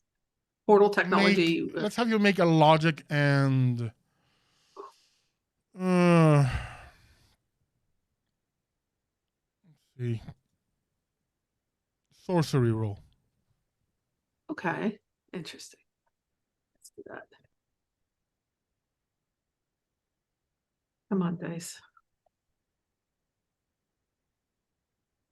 Yeah, that's 2 hits. This is too big a scale to be this guy casting a spell. You're thinking the entire casino is a work of magic. Okay. Likely some tech involved in some way, but you're thinking the entire thing is a pocket plane, something like it. Some form that in terms of the sorcery required, it's big. It's big magic. Okay. But Do I recognize any other names over the doors not that from the file? From the file, no. None of the names on the files are here. Okay. But you do come to the door with Saki Hasegawa, and she's not in. He goes to the door and presses a couple of buttons on a panel. Right, she is still on call. A moment. And he pulls out the phone and goes, yes, number 5387. Plug her out. Yes, I am coming with a guest.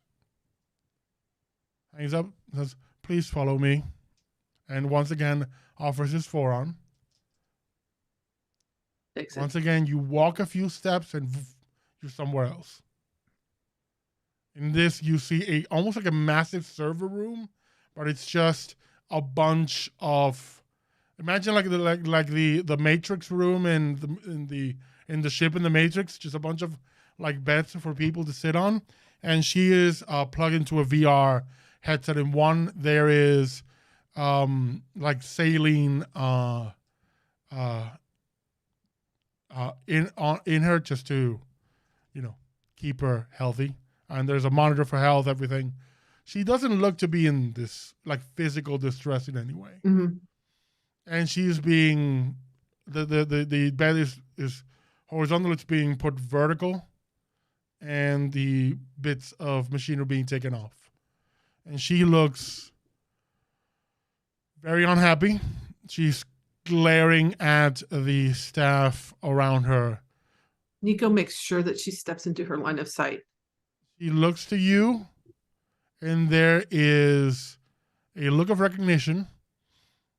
And Miko, as far as you've known her, is stoic badass. Mm-hmm. You see the eyes water immediately. Nico just kind of gives her a little nod.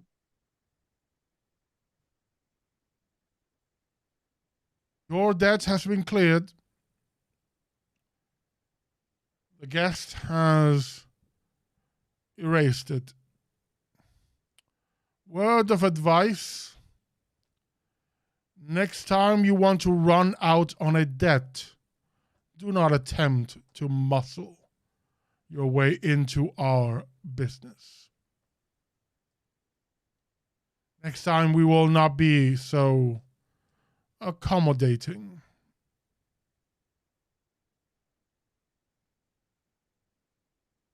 Now, if you'll follow me. And he offers his hand to her as well. She looks at him, looks to you. Nico will offer her hand. She takes your hand. Yeah. Yes, very well. And turns around and begins to walk back in the direction. And after a few steps, you're back in that hallway. In front of her door, the door opens, says, please retrieve your effects. So Nico's still got her bronze buzzer. She looks at Joe and she goes, so first visit here was a little sidetracked. If we choose to return, and I think we may tomorrow, how do is this still mine, or how does that work? As soon as you return, it will be handed to you. Good to know. Thank you. We'll definitely be back tomorrow. We will be happy for you to do so. We understand your evening was almost sidetracked. Was interesting. You see that Miko goes in, and the glass tints to give her privacy. About 5 minutes pass, you hear ruffling sounds from the inside. Then it opens again, and she's fully dressed with her like full visor that she usually has. And says, "Well, follow me." Once again, she takes your hand. You walk, and they appear in front of your table, KTP and Grifter. The debt has been cleared, and she is free to go. Thank you. Thank you for your patronage. Is there anything else I can do for you? Not tonight. Service has been exceptional, and we are pleased with the management's response to our situations. Delightful. It is our pleasure. And ours. He turns away, walks, and again, at one point, disappears. And then you see him appear again in front of that window. Nico kind of leans in and goes, "Let's get the fuck out of here." But we were going to play another game of laser tag. Tomorrow. Ah. And she's not let go of Miko's hand. She's still holding on to Miko's hand. She has a death grip on your hand. You leave the club. The moment you cross the double metal doors, the buzzer is no longer in your hand. Yep. You actually feel it disappear. I've been assured that when we come back, we'll have a bronze buzzer again. You head up the stairs and out into the street. The guard is back in his attire. And this time you look at him, he has that hungry, desperate look on his face. But he gives you a nod. She gives him a nod. You head into the car. Where do you go? As soon as we're 3 blocks away, I message Fuyin. For the record, you've been saying his name wrong in this entire game. Sorry. I'm sorry. It doesn't have like a J. It's Fuyin. Fuyin. Means sea. Okay. I message him and we have Miko. You get a message and says if you could bring her to our home. On our way. You head off out of London with Miko. She is dead silent. And you arrive at this converted property. It has been converted into a traditional Japanese mansion. The last time you were here, Blondie almost discovered you. And on the way out, you had one of your companions killed. Oh yeah, I hacked Grifter's arms. Good times. Can't do that anymore. Yeah. You come outside, and Yoshida's outside with Fuin. They're both waiting. And of course, there's like 500 guards all over the property. You open the doors. Miko comes sure out. She's the first one out. Yeah, she goes out. She walks up to Yoshi and Fuin and very calmly, very stoic, though you can see her hands balled and fists, like just keeping herself under control. You have been around enough. The world of Shadowrun has so much Japanese slang in between English. We haven't really touched on that in the game that we've been playing, but there's a lot of words that mix English and Japanese in this new world. Hell, the currency everyone uses is the yen, for heaven's sakes. You don't have a grasp on the language, but you know enough of that slang to pick up a few words. she is apologizing profusely, as if was her fault for everything. You're just giving her just just straight look,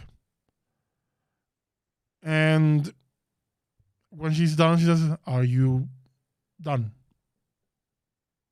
She nods, and he goes, "Good," and gives her a hug.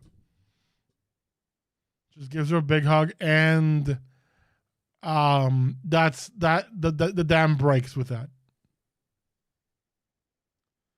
You all standing there, kind of an uncomfortable thing, because Miko is basically bawling. But eventually does calm down, and she is led inside. Fuin goes with her, and Yoshida comes to you and says, "I owe you all another debt." And 50K. He pulls it out, gives you 60. Well, at least we know how some of them are taken. Fuin mentioned that you are doing this for a benefactor of yours. I would like to hear more about your interest in this, so I may better provide any aid. I do not appreciate my associates put into this situation. We'll be very aware that they are aware that she is your citizen. Yes. Last time we heard from her, she attempted to contact and call backup. We arrived and there was nothing there. Nico will tell him what she overheard about what the man said about her dad, and what the place is magical, that it's a pocket plane type thing. And she's kind of looking between KTP and Grifter and Karis as she's explaining all of this, so that they're kind of catching it. And she looks at KTP and Grifter. She goes, and that's why I was talking to the dwarf. I overheard him speaking to a woman about people who go into debt to the house if they can't pay off the debt. That's what happens. Now, where they go from there, I don't know how big the debt has to get, anything like that. But we have a start. As I promised, with your search for Miko, at any point you require our aid, let us know. I would offer to go with you to this location, but I fear it would do more harm than good. I get the feeling they're not afraid of you.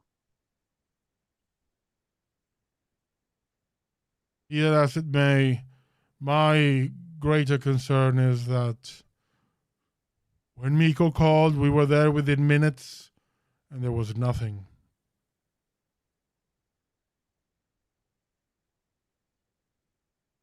They've got some very powerful magic on their side. And she'll look at KTP and Grifter and go, are we ready to tell them everything?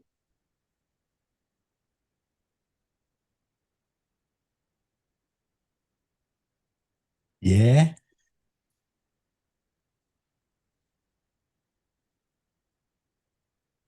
When you say tell him everything, what do you mean?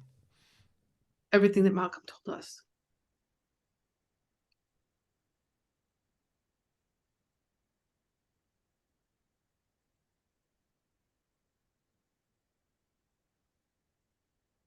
KTP is just going to remain straight faced because she knows that Nico's going to do whatever Nico wants to do. But I think, like, out of character, there's also this thought in the back of her head, like, that Malcolm gave them the resources to go legit almost. And yet this feels like a road now that they're kind of just getting more tied. They're going to become tied closer to the accuser, which is kind of the opposite direction that she saw it going in. So she's just observing at the moment, trying to figure out what's going to happen. Nika's gonna wait. Are you okay with this?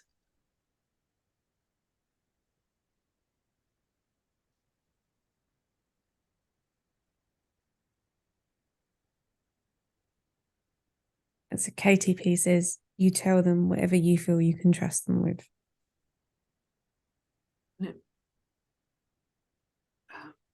So without naming names, just our benefactor, Nico will tell them that that they requested that we look into this, gave us a starting point, and that Flynn told us about Miko, and again, she was the one that we saw, and she'll tell them. I mean, they're the Club Erebus. She'll describe the four people that were sitting there watching over that seemed to be referred to as management, and what she felt about the magic and the sorcery and that kind of thing.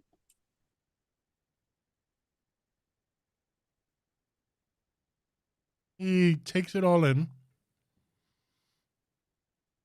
and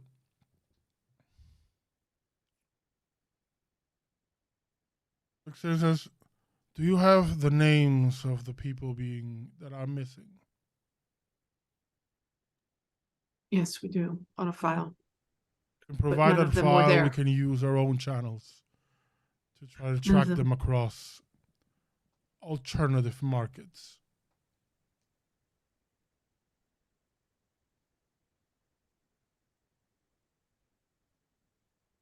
How many names are there in total? In the file, about 5 to 6 names.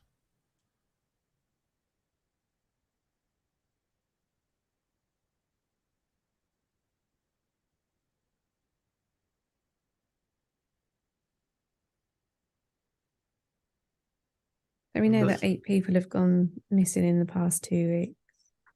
What? Sorry? What did you say? I've got in my notes from last time that we know that 8 people have gone missing in the past 2 weeks. Yes, 8 names.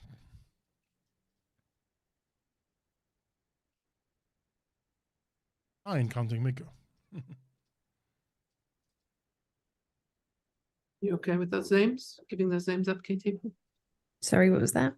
Are you okay with giving those names up?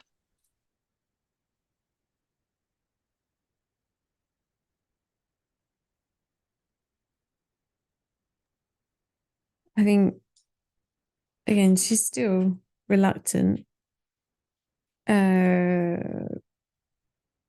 because she was hoping to kind of move away from this stuff, but she knows she made a promise to Malcolm to find these people and stop whatever was going on. So if Nico feels that the Yakuza can help us with that, then KTP might not fully trust the Yakuza, but she trusts Nico. Nico will give him the names. I'll send you a list. She sends it over. Well, we will be looking into this then. I need you.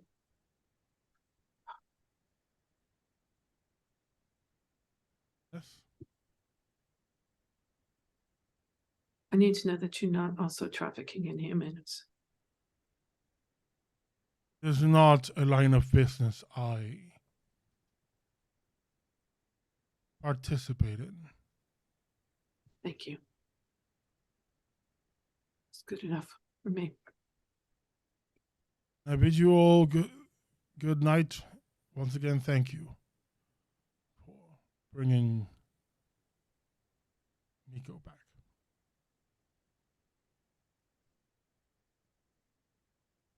We can save one. We'll call it a win for night. He turns away, goes in. As he's opening the door, Miko pretty much rushes past him and just gives you a giant hug, Nico.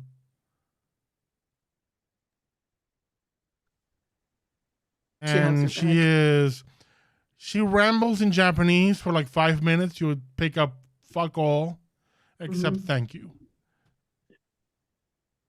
And I think probably the only Japanese she really knows is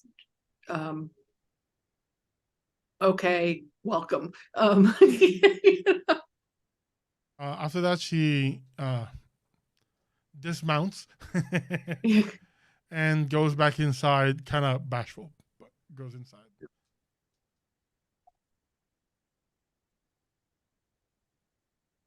The doors lock, and you're left in the driveway with the Kajillion guards.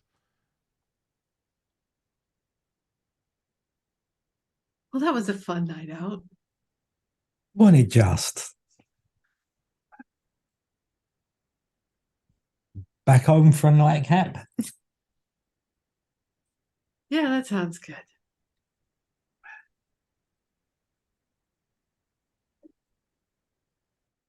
Off we go. You begin to drive. Grifter, who's driving? Is Grifter driving? I'm assuming I'm driving, yes. Make a perception intuition check for me. Oh, 4 and 3, right? Yeah. Is it a visual perception? Is it visual? Yes, it is. 3.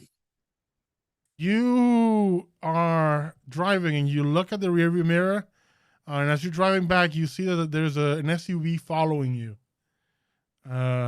You make the usual moves. You realize they are definitely following you. Okay, so having worked that out, I just say to the others, we seem to have picked up a towel.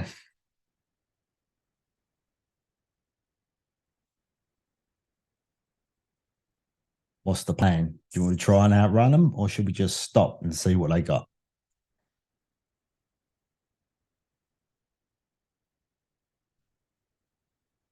I could blow them up.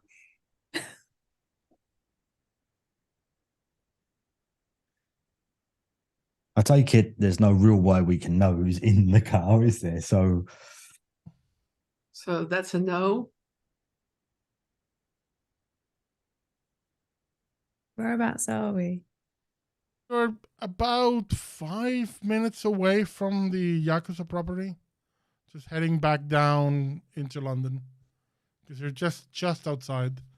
would I be able to see license plates in like a rear view mirror or whatever? Or are they too Yes, definitely. far? Would you be able to run a plate quick? Yeah, you have to keep them busy. Yeah, so I'll just drive around General check. while you. I'm gonna have you make a weird roll. Go on. We're gonna make this. This is gonna be a weird one. It's gonna be agility and con. Agility and If you can drive pretending to not have noticed the tail. Is danger sense going off? Oh, haywire. Okay, so Nico's like, you can tell Nico's twitching that she's anticipating danger. She's watching them and she's like having to control her hand movements to keep from throwing spells behind you. Oh, I got 4. 4. Gonna roll for them.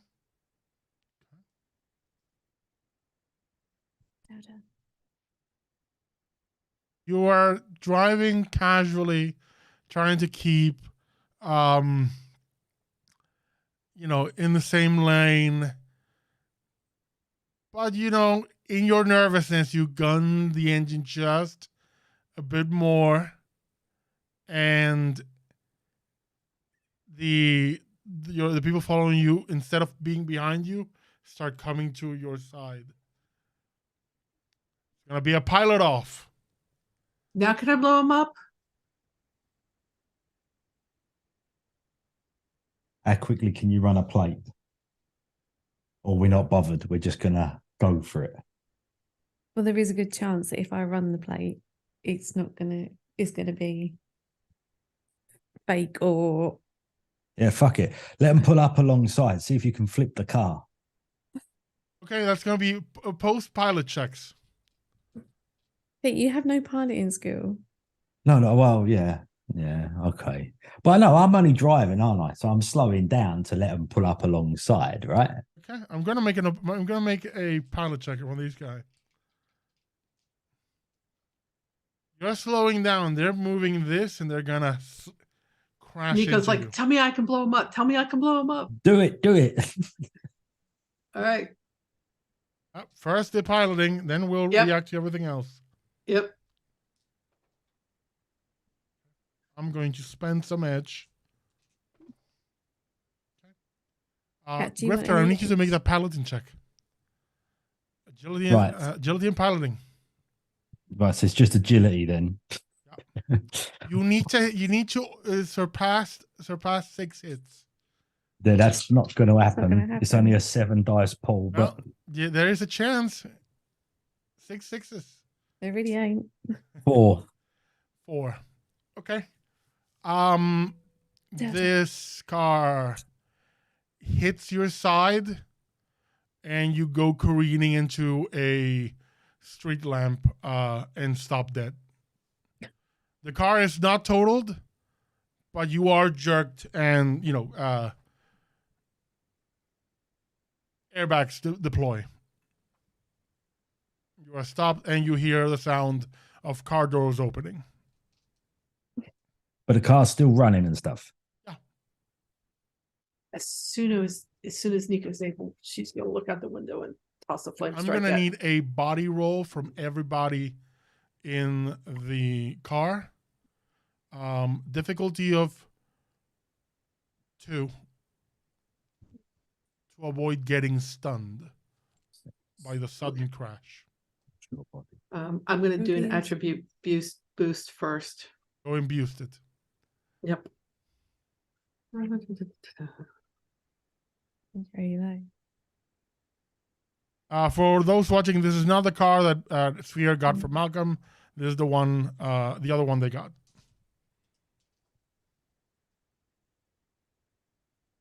Okay, so I got a 2 and Kim got a 1. KTP Hang will on. be stunned for this round, so to speak. 4. Okay, so I'm rolling 7 dice.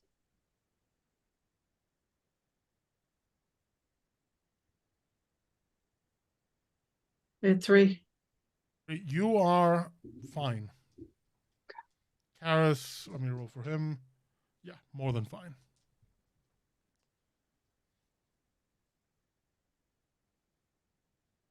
So who is it? I'm guessing Karis and Grifter at the front. KTP and Nico at the back. Sounds about right, yeah. Yep.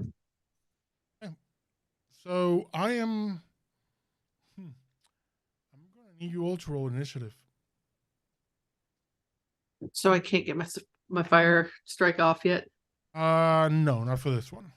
Okay.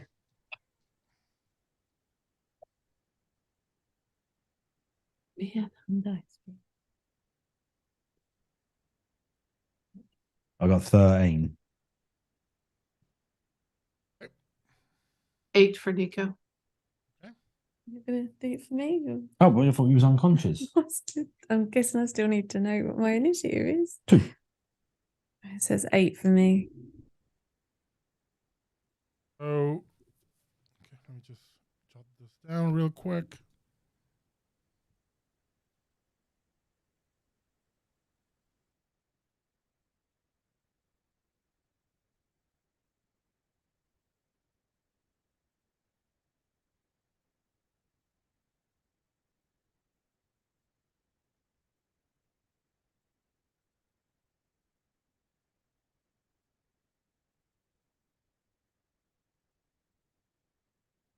Okay, so Karis is the first one to go.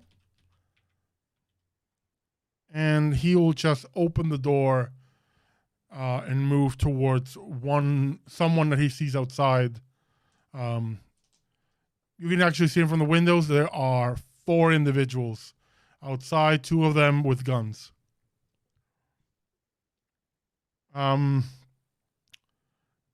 The Karis moves and is going to punch one of them.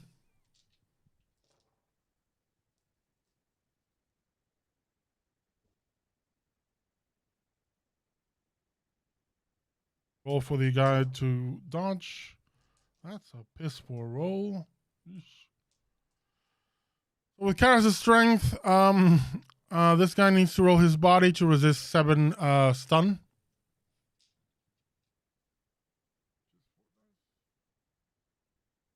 Thank God you can't glitch these. Because this would have been a glitch. Resisted 1/6 stun direct to the noggin. Karas just gives him a right hook, just turns his head around. Grifter, your turn. So the other 3 people, they're quite clear, like they're just sort of in open space, or are They've they moved away from the car and spaced out. You see that 2 of them have rifles.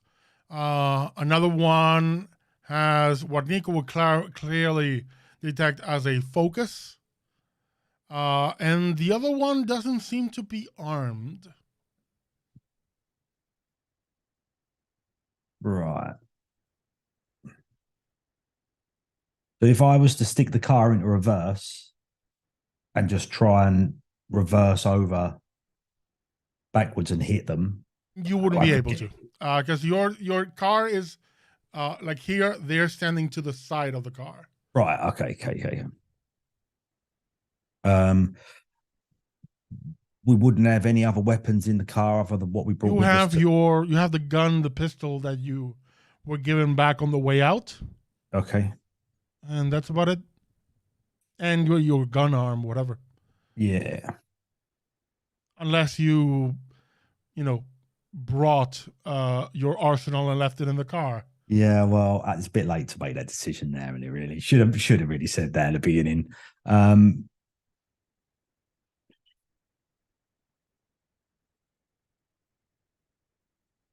Okay, then. So I'm going to try and restart the car, get it running, Okay. and I will take a shot at one of them with the pistol through the Okay. window. Make an attack roll. You are in close range. Close range. What is the attack bonus for you? Hang on, just dragging it up now. So it's Their defense bonus is 8. Okay, so the close. Do you want the close bonus or Yeah, the attack bonus is. Yeah. So I'm assuming this would be like an Ares Viper type weapon, yeah, the handgun. Yeah. So a close is 12. You have 1 edge on this roll against them. Okay.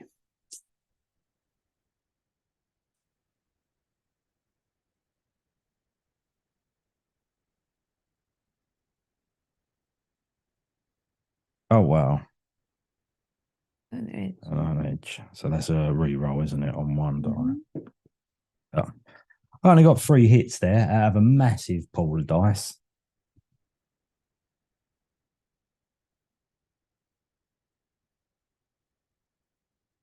How much do you roll? 3. 3. Okay, let me roll their reaction and intuition. Oh, not a single hit. So that's 3 plus the damage value in physical damage, and I'm going to roll The their weapon body. is a 4. So that's 7 minus 2 that I rolled, 5 damage. You give him a clean shot that hits him in the shoulder. Hey.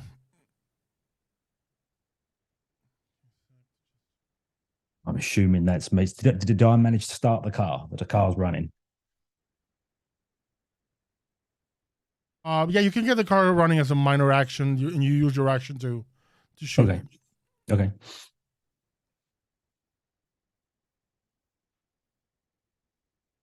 So, Nico?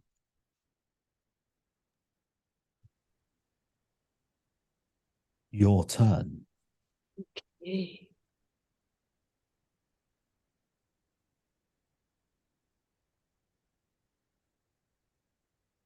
The one that's not armed. Give me a sec, real quick. Yep, not a problem. Okay. It's not Nico's turn yet. One of my Okay. assailants comes first. Oh, Okay. yeah. Is the one that is not armed, and he pulls out a grenade, pins it, and attempts to lob it through the open door. oh,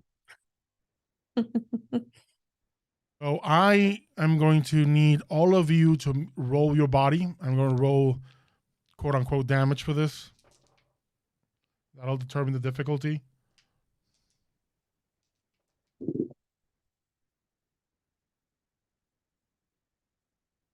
brilliant.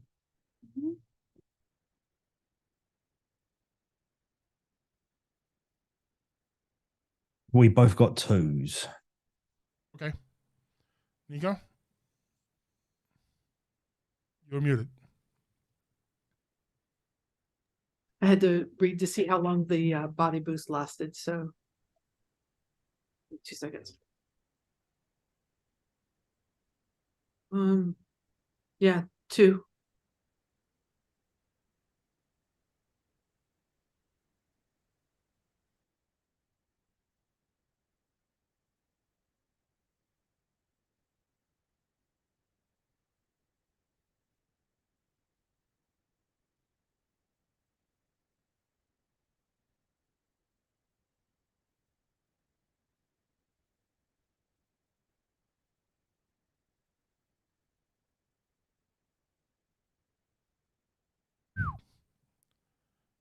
Beautiful. How does our defense rating work into this? I'm just curious. The defense, it applies to your defensive roll. Right now, Okay. the problem is you're all in a box. So Yeah. there's not much in the way of avoidance, especially because the range of this thing is 15 meters. Okay. But in I've your got case, Mystic it's Armor. contained inside the car. Okay. I just didn't know how armor figured into that. He lobs a stun grenade inside. How much did you roll? 2, and Nico? Yeah, Nico rolled 2 as well. Okay, that's gonna be, in this situation, it's gonna be 8 stun for everybody. Right, I'm already stunned, so what does that mean? You're stunned in the sense of dazed, the condition dazed. This is Okay. stun damage. All right, just checking. Right.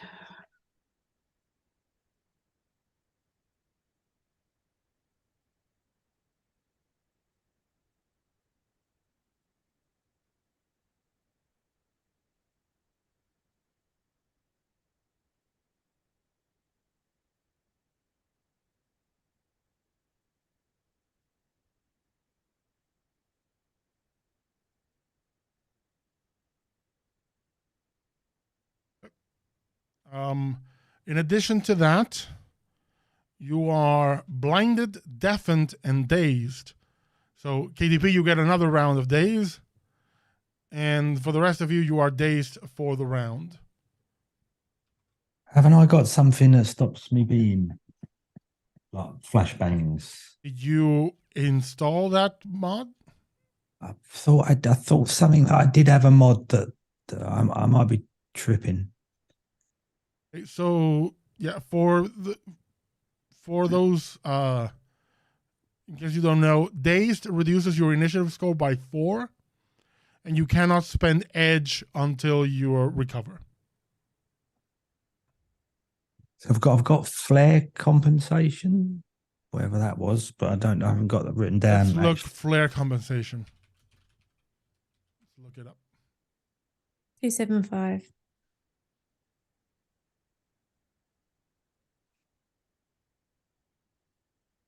Flare compensation. Bonus edge if the opposition doesn't have vision enhancement, you go clear. And there's the penalty. Yeah, in your case, you negate this. Okay. So you are not blinded. The dazed and deafened do still apply, though. Yep. Okay. So in your case, that would bring KTP and Nico's initiative down to 3. Sorry, down to 4 for this round. It's the turn of the two individuals with guns. They're going to open fire on Karis. First one.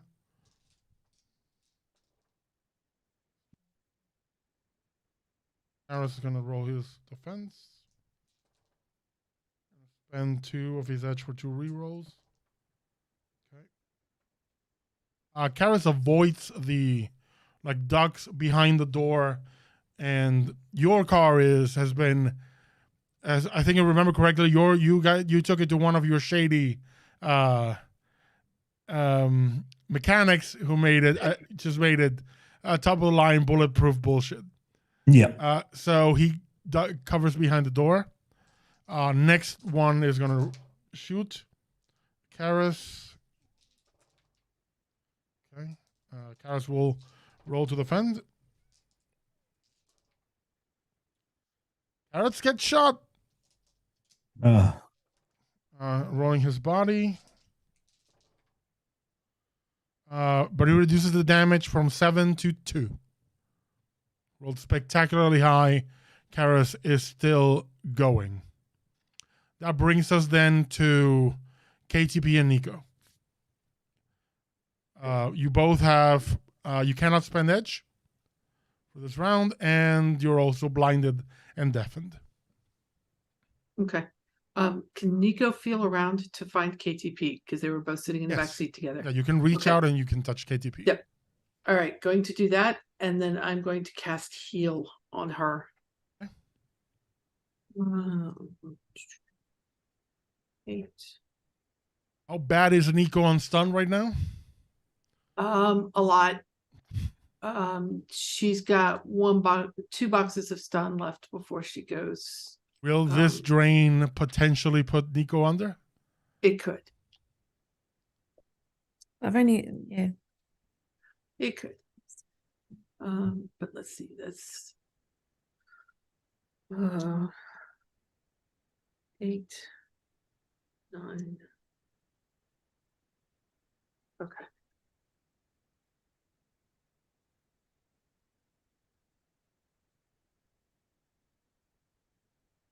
What's essence for KTP?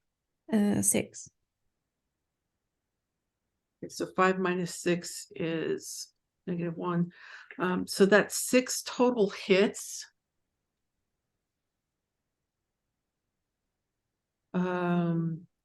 So you heal 1 box of stun damage per net hit. So you heal 6. And then now I have to roll drain.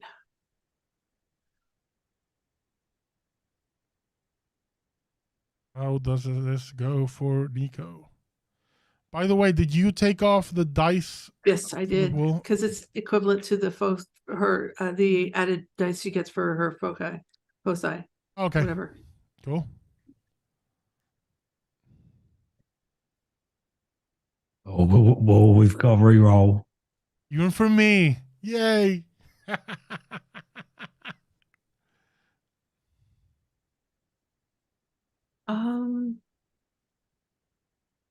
See, what is that? Oh yeah. So that takes Nico through all of her stun damage. Nico's got a reroll too. Specifically. You want to use it, Nico? Are you guys okay with her using it? Yeah, You're being go for given it. once, Yeah. it's just for you. Okay. Thank you. Oh, thank you. We might need these. Oh, you get one as well. Need it. Oh wow. Okay. Yeah, that's beautiful. No stun damage. Perfect. You feel around, you grab KTP's hand, and KTP, you feel the sweet, sweet relief of magic coming over you. I will say the healing takes off the conditions as well. So you are not blinded, not deafened, not dazed anymore. All right. Okay. What do you wish to do? What sort of area are we in? You're in the middle of a city street. There's some businesses open, some closed business. There's some gawkers, of course. But sensible people are staying indoors. Okay. Can I do, because I can see now, right? Yes, you can. So can I do a perception check, like looking out the car window? I'll ask again, traditional perception or matrix perception? Traditional for this one. Okay. But just to see, is there, do we recognize any of these people? Is there anything that gives away where they might be from? Make your perception check.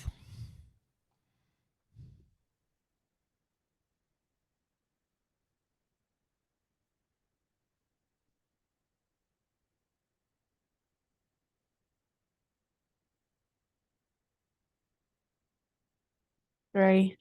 You don't recognize the assailants, but looking at the car, since it crashed into you and then they opened the doors, you can see through one of the open doors a figure sitting in the back seat, and it's the guy that tried to take Nico. Yeah, that's what I thought. Figured as much.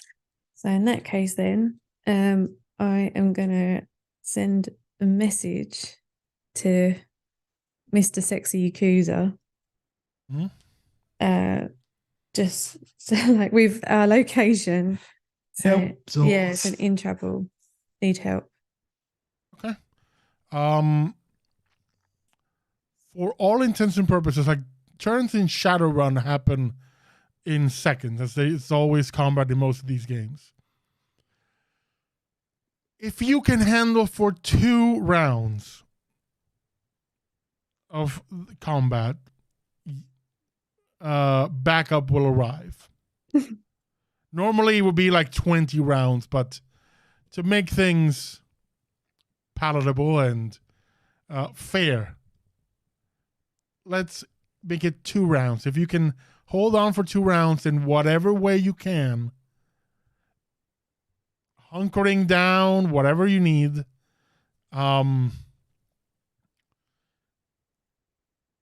backup will arrive. With that come our last 2 baddies. The first one shoots. Sorry, no, that's not a grenade. No, it's just the last one. This is the last one, the one with poor initiative. Okay, this one will be doing something different.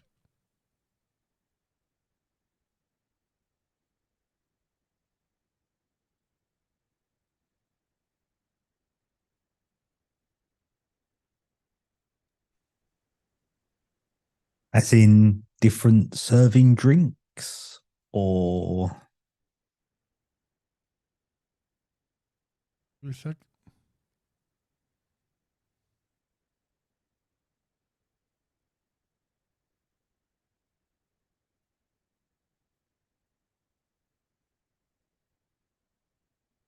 Cool. I need Nico. I need you to roll willpower and logic.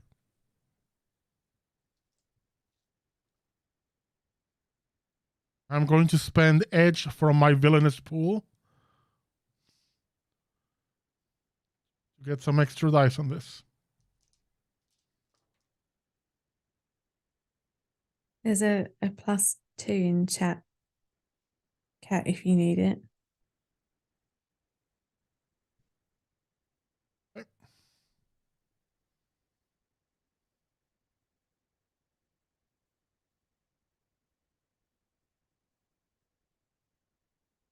You need 5 hits or more to succeed.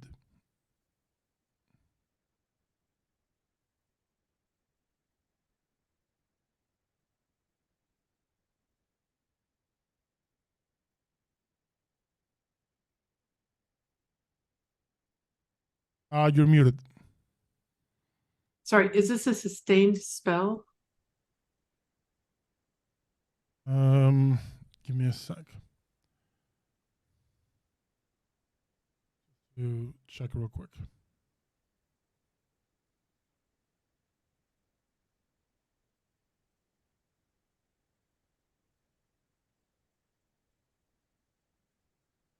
No, it's a limited spell. Okay. I can't do boosted defense then, so can't counterspell this. So I'm rolling power plus logic, but I have a -2, so I'm rolling 3 dice. So there's no way I can beat anything more than a 3. Okay. For the next 5 minutes, Okay. which is why it's limited. It's a fixed duration given. 3 minutes. That's the Okay. net hits. That's why it's limited, not sustained. 3 minutes. You feel your body. You feel suddenly you're aware of everything, but you suddenly feel that you are not in control of your body. Control actions that's been cast upon you. Okay. That's the only thing the caster can do this turn. So it is the end of this round. We come back to Karas and Grifter. Karas quickly signs, and you hear it on your comms. Now that there's no jamming, says, "What do we do? Do I go back in the car?"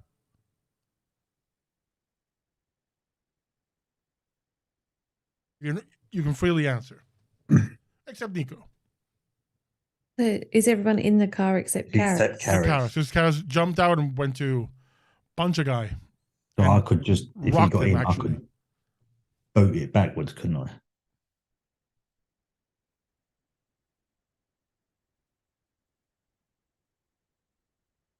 Yeah. Yeah, tell him, yeah, get in the car. Karas will jump back in the car, and actually he will go punch the guy again and then run in the car. So he'll making his attack. That's a horrible roll. Just one hit. Let me roll for the guy. No, the guy even with lower pool, even with some damage on him, manages to dodge away. Karas cuts his losses, jumps in the car, and closes the door.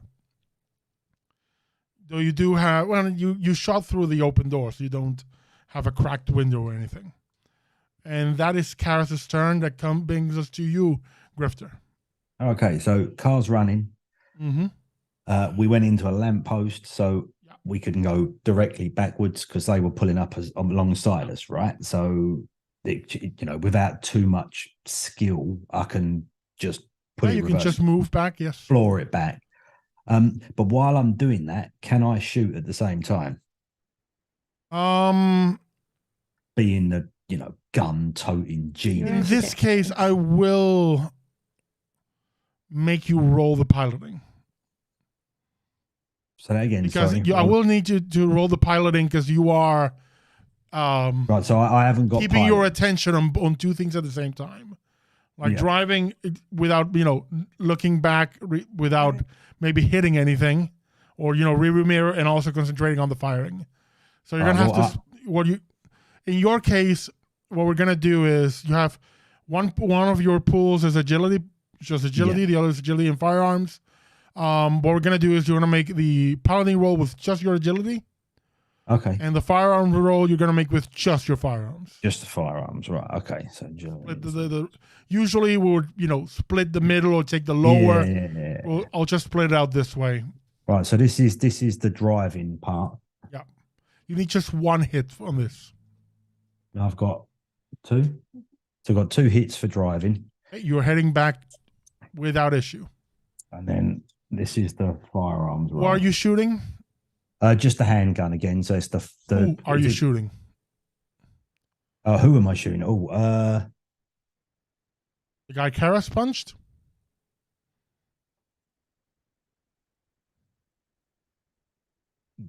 Yes. Okay, I'm gonna roll for him.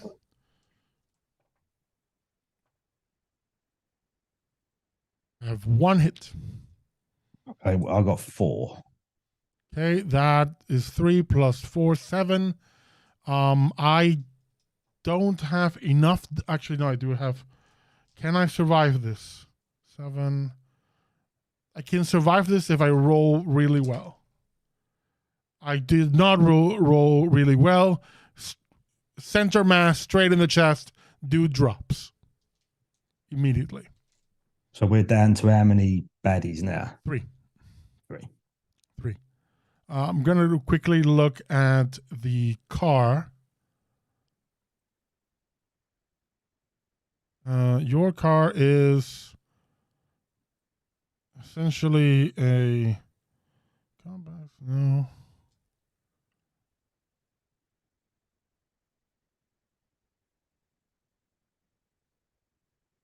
It's an SUV.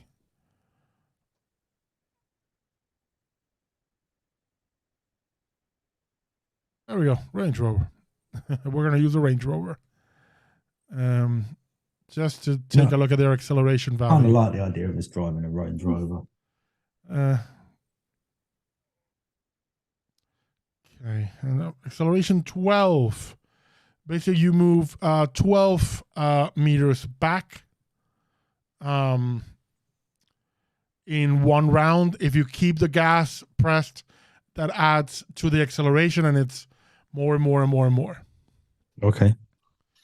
But for now, you've moved 10 meters away, putting them everyone at medium range.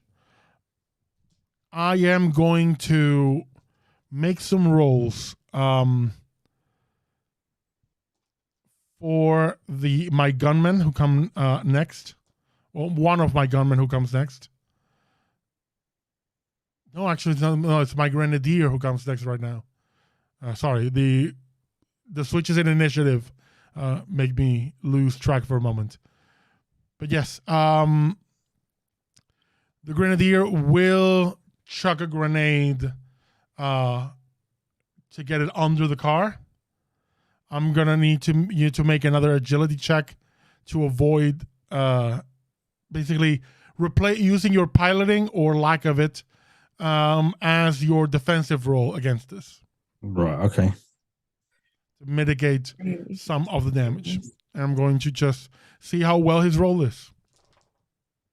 That's a good roll.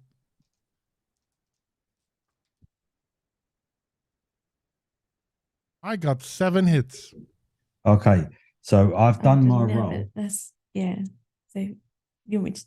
So, and I've got 2 re-rolls, one from Balrog 1911 and one from, I don't know how to pronounce that correctly. Rona. Yeah. So I'd like to use those 2. Right. But even if you get 2 hits on them, you've only got 5 and Kevin's got 7. So I've only got 3 at the moment. Yes. But you also have a reroll from die. I'm going to ask, is anyone, there's an alternative, everyone could pull their edge and try to give you that sweet boost. Oh, yeah, because I've still got 2 edge. Yep, I'll give you 2 edge. You're spending So 2 of yours. Two of I'm yours to give spending him 1, to yes? give him 1. Yep. Okay. Yeah. So with 4, we can do the special. And the dice pool. And then that and spending every reroll given to you to hedge your bets. Right, but you have. Okay. You want me to do it now based on that roll? Well, no, just start re-roll again, right? What start? Sorry, Kevin. Do you want me to start that roll again or go from what we've got? Start the roll again. Okay. Right. So you're doing 2 this plus 2 rerolls plus the 6s. Yeah. And don't we add your edge to the pool too? Is that right? So yes, your edge score you added to the pool. Yep. Right. Go on with the dodging grenade, cheers. Right. Okay. So we got 4 hits, 2 are 6s. So I'm going to do the 2 rerolls now. Right. Okay. First one's nothing. Second one's nothing. So I'm still on 4. Yeah. And then you've got these 2. That was one more hit. And it was 5. a 5. We've got 5 hits.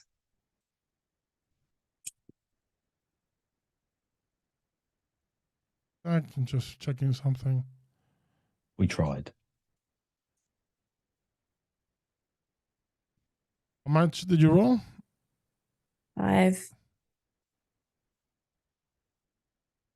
5. Okay.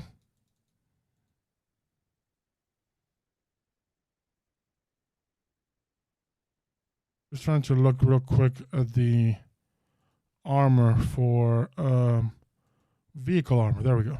Found it.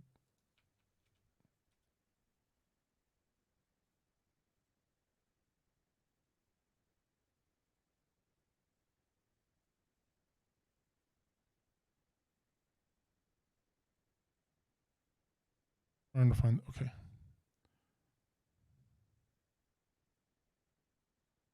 Okay.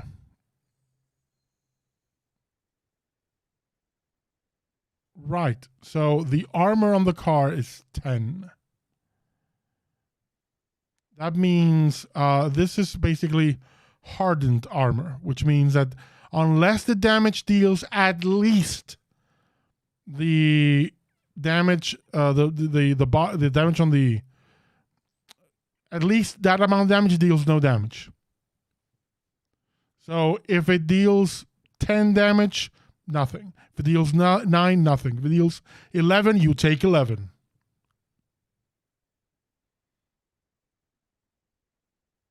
Okay. Let's look real quick at the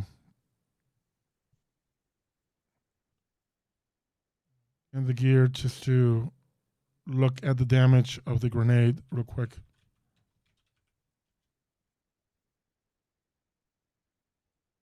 Right.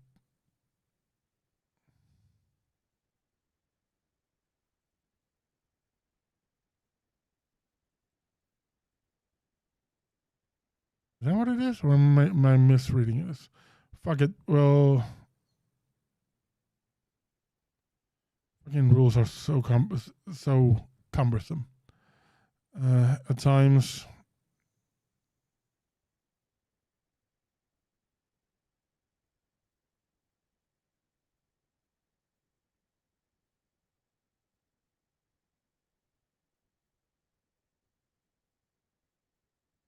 But we're wasting time, so I'll just call it that like that for now. Well, I need to check it properly because I don't think that's what it is. I think our armor is for creatures or whatever. And what I'll do is just add it as a extra health, basically, for now, and we'll go from there until I know for certain what the rule is. Because saw a few couple of things that were contradicting. So I'm gonna roll the damage for this. You feel the thump of the explosion, but it's not enough to derail you or do any major damage. That brings us, Nico, you cannot do anything. KTP, it is your turn. The Grifter's going backwards, right? Yes. Where are you heading towards? I don't think I gave it that much thought. It was just backwards, kind of semi-open. I was going to take someone out, but which I didn't. Okay. So the other car, I'm assuming right now, is where it was. Yes. Okay. So what is between our car and their car? Right now, open street, basically. Okay. Well, and them, I suppose. Exactly what are you trying to find out or figure out? Anything I can interact with to create some kind of obstacle? I don't think there is, but here's the thing. You can always just break their weapons if you need any. You can, and if you can find a way to interface with the car, you can take control of the car even. Limited, you don't have a rigger interface, but you could make the car do something. Or just brick the car altogether. Don't really see that we've got much choice. You can go after individual targets. For more things, right? you would have to interact with a city host to do anything bigger. We've got 3 people left. Yes. And we've got to get through. One get gunner, through. one grenadier, and the guy that you don't know what he's doing. Hmm. All right, He so does I'm seem to going have to a do focus, and he seems to have cast something, but I haven't seen anything. I'll do a matrix perception check on, like, to see if I can figure out if this guy who we don't know what he's doing is anything to do with the matrix or if it's magic. I can tell you straight away. You saw that he has similar, like a focus, like an object clutched in his hand that would the kind of same as Nico uses. Right. So Okay. you would likely figure out with your experience that he's not a technomancer or anything like it. Yeah. Okay. Oh, in that case, then I'm going to go for the car. So let's just do it. Okay. Oh, hold. Oh, Oh, hang on. I just had a thought. How fast can our car go? Your car will be accelerating at a rate of 12 meters per round, meaning you'll move 12 now, then the next round, if you keep the gas up, it turns into 24 and so on until you pick up speed and you're going away. So, is there anything like rather than like going for their car, is it a possibility to go for our car and do something to make it go faster? And I have to say, I know nothing about cars, so I don't even know if Not this only is would that be possible. mechanical, but you are in a computerized age where a lot of the cars would have safety features. You could try to interact with the car and disable them and supercharge the car, but it'll likely. I will give you the offset. We're in bullshit territory right here. You can do it, but it will deal damage to the car Right. Okay. from overheat, or just your mechanical failure from Yeah. gunning this past its limits. Yes, stop them. Upside. Well, I'll give you upside if you succeed, and we're gonna put. It's your car, so the difficulty is. It's just a choice. This is whatever you choose. You do. It's your car. I'm not even gonna make you roll for it. There is no defense against it. It's your car. You can boost your speed up to 20. That means the next round you are moving further away, but the car will take 4 points of damage. To be specific, your car has a total. This will bypass armor, of course. Your car has a total body of 10. And I'm gonna in this situation, I'm gonna make this. That's your HP. Okay. So this round then, I won't go for our car, I'll go for their car, but I'm going to keep our car in our back pocket just in case we need it in an emergency on the next round. Okay. So that's what I'm going to do. Okay. Then in that case, it will be a check from you against the. It depends on what you do. You want to just data spike it to hell? Yeah. Yeah, just do it. Go for it. I will just roll the system to. This card doesn't just really need have much to- of a defense, so it's going to be 6 dice. Or in a control system 3. That's 2 hits on a defense roll. You want to roll as high as you can. Okay. So you just want me to do the data spike roll. Yep. So I'm just thinking. What? indecision. No. I've got 2 re-rolls, so I'm going to use them. I'm gonna offer you something. Oh, here we go. If you're right now in augmented reality, because you're in a situation where awareness of the world might be important.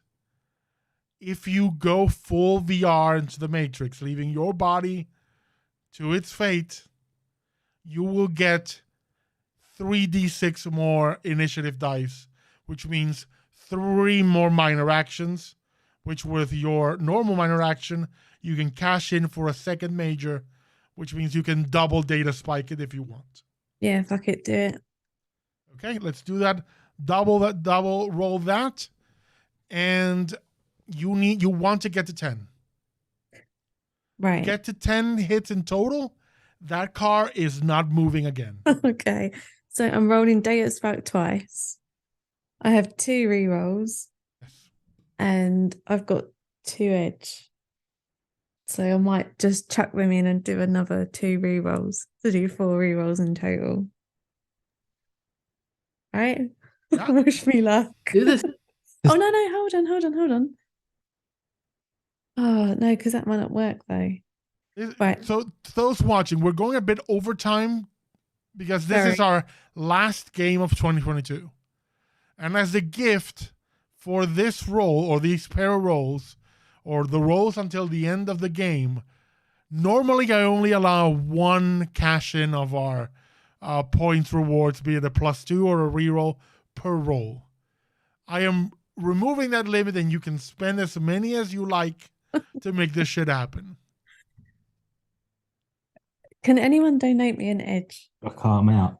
Is everyone out? No, you can have mine. You can have an edge. Are you sure? What is your attack? Yep. What I is your? can't do anything. I'm out. There is an easy thing. So- What is your attack rating? What, mine? Yes, your attack rating is tied to your persona. Your attack Right. rating is your charisma. Right. Okay, hold on. My charisma is 5. And your intuition? Is 6. Okay, that is 11. Their defense, their system is the defensive area would be to the system strength. The data processing is a total of 3. Well, firewall. Data processing and firewall, in this case, it's just firewall. It's 3. Doubled is the roll, so 6. You have more than 4 of that, you get an edge in your attack against this thing. Right. So in that case then, Cat keeps her edge. Okay. What I'm gonna do. May I also remind you that if you are going full VR, you can increase some of your stats by up to half your resonance. Oh my god. Yeah, but what do I have to spend to do that? Nothing. That comes with the territory. Right. I mean, the whole Okay. thing. Yeah, so and I can do that on both rolls. You just make it happen, and unless you take an action to rebalance the attribute bonus, it's just there. So how Right, much let is me the just- resonance? Oh. How much is my resonance? Yeah. It's 3. 3. So you can add up to 2 points to a stat. If you take, normally these are to a matrix attribute, so it's not to your logic, but to intuition would be to your attack or sleaze. The bonus is, the benefit is this. If you add it to your whichever charisma or sleaze, it takes your total attack to 13, which means you get 2 edge. Oh my god. I'm losing track. So you have your pool plus 2 Yeah. edge. Right. Okay. So what we're gonna do, we're gonna do the 2 data spike rolls, use the 2 rerolls that people have kindly given me, If you need and them. with the bonuses I get and the extra edge, I've got now. Hold on, I'm trying to work this out. 2, 4. So I've got 6 edge. So I'll do 3. I'd make it up to 3 rerolls and do a special effect. Okay. I think. Right. So I need to add that. Right. Okay, here we go. Right, so the first data spike. I got 7. For the My first first data spike, I only got 3. So that's Right. 4 damage right there.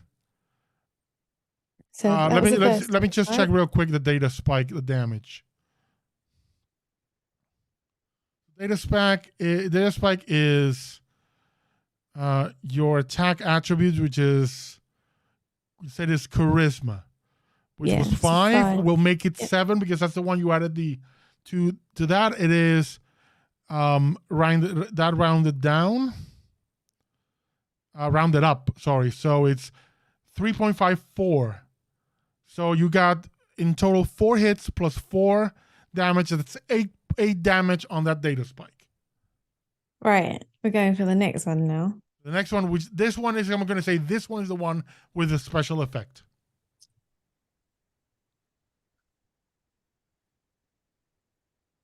Right, so I got 5 on that, and I've still got 3 rerolls to use. So shall I use them now? Do you want me to hold off? I'm going to roll the defense again. Okay. I rolled 4 hits this time. How much did you roll? 5. So you're already dealing 5 damage against this. If you wish to go nuts and over the top, spend rerolls as you wish. I am not interfering in that. That is your call as a player. Team decision. What do we think? Put the car out of action. Just do it. Do the Yeah. 3 rerolls and see what happens. Yeah. Yeah. Just do it. Right. Okay. 2. 2. That brings us to 7 total damage over. That's 14 total damage, plus a great special effect. So you can disable this car easily. You can also cause components to spark, say near the gas tank. Is that something KTB would like to do? That fucker deserves everything he's going to get for doing what he did to Nico and potentially putting other women in that position. He can go to hell. Oh. For the record, and outside of the game, he's an equal opportunity creep. Men, women, and everything in between and beyond. He didn't care. And he's still sitting in the car, correct? Yeah. Nico wants Big Boom. I'm gonna make one roll for him, so he can be if he can be aware of something smelling burning, before it all goes to hell. Yeah, he's ego.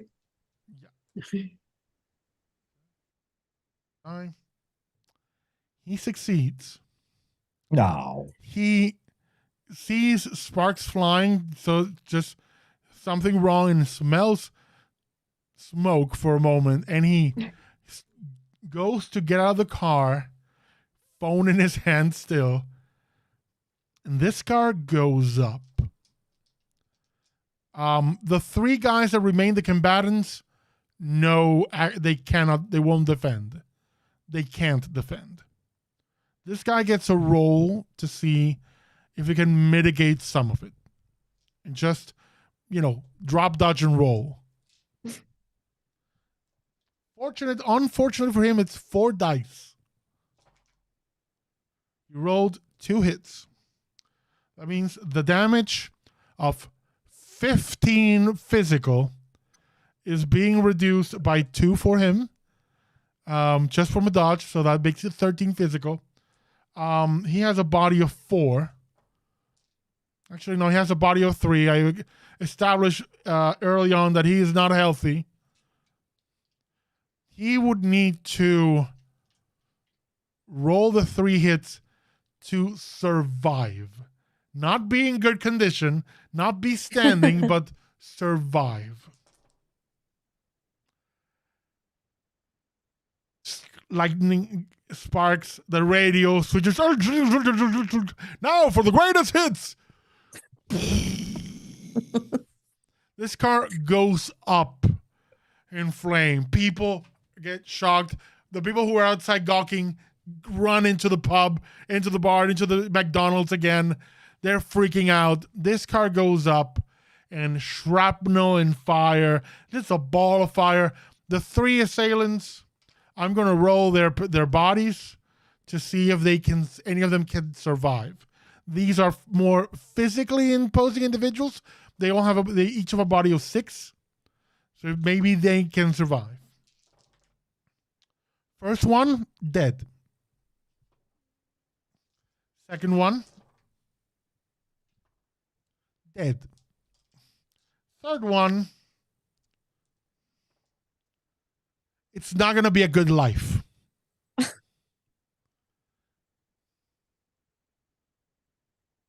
With that he is in overflow. He is quote unquote dying, but there is some movement. You can see from where you are, there's some life. Once the flames disappear in the smoke, there is like a bit like a one hand lifted, like,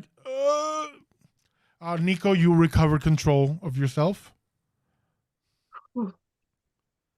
And because you chose a greater effect, it just didn't just blow up. I'm going to give you this.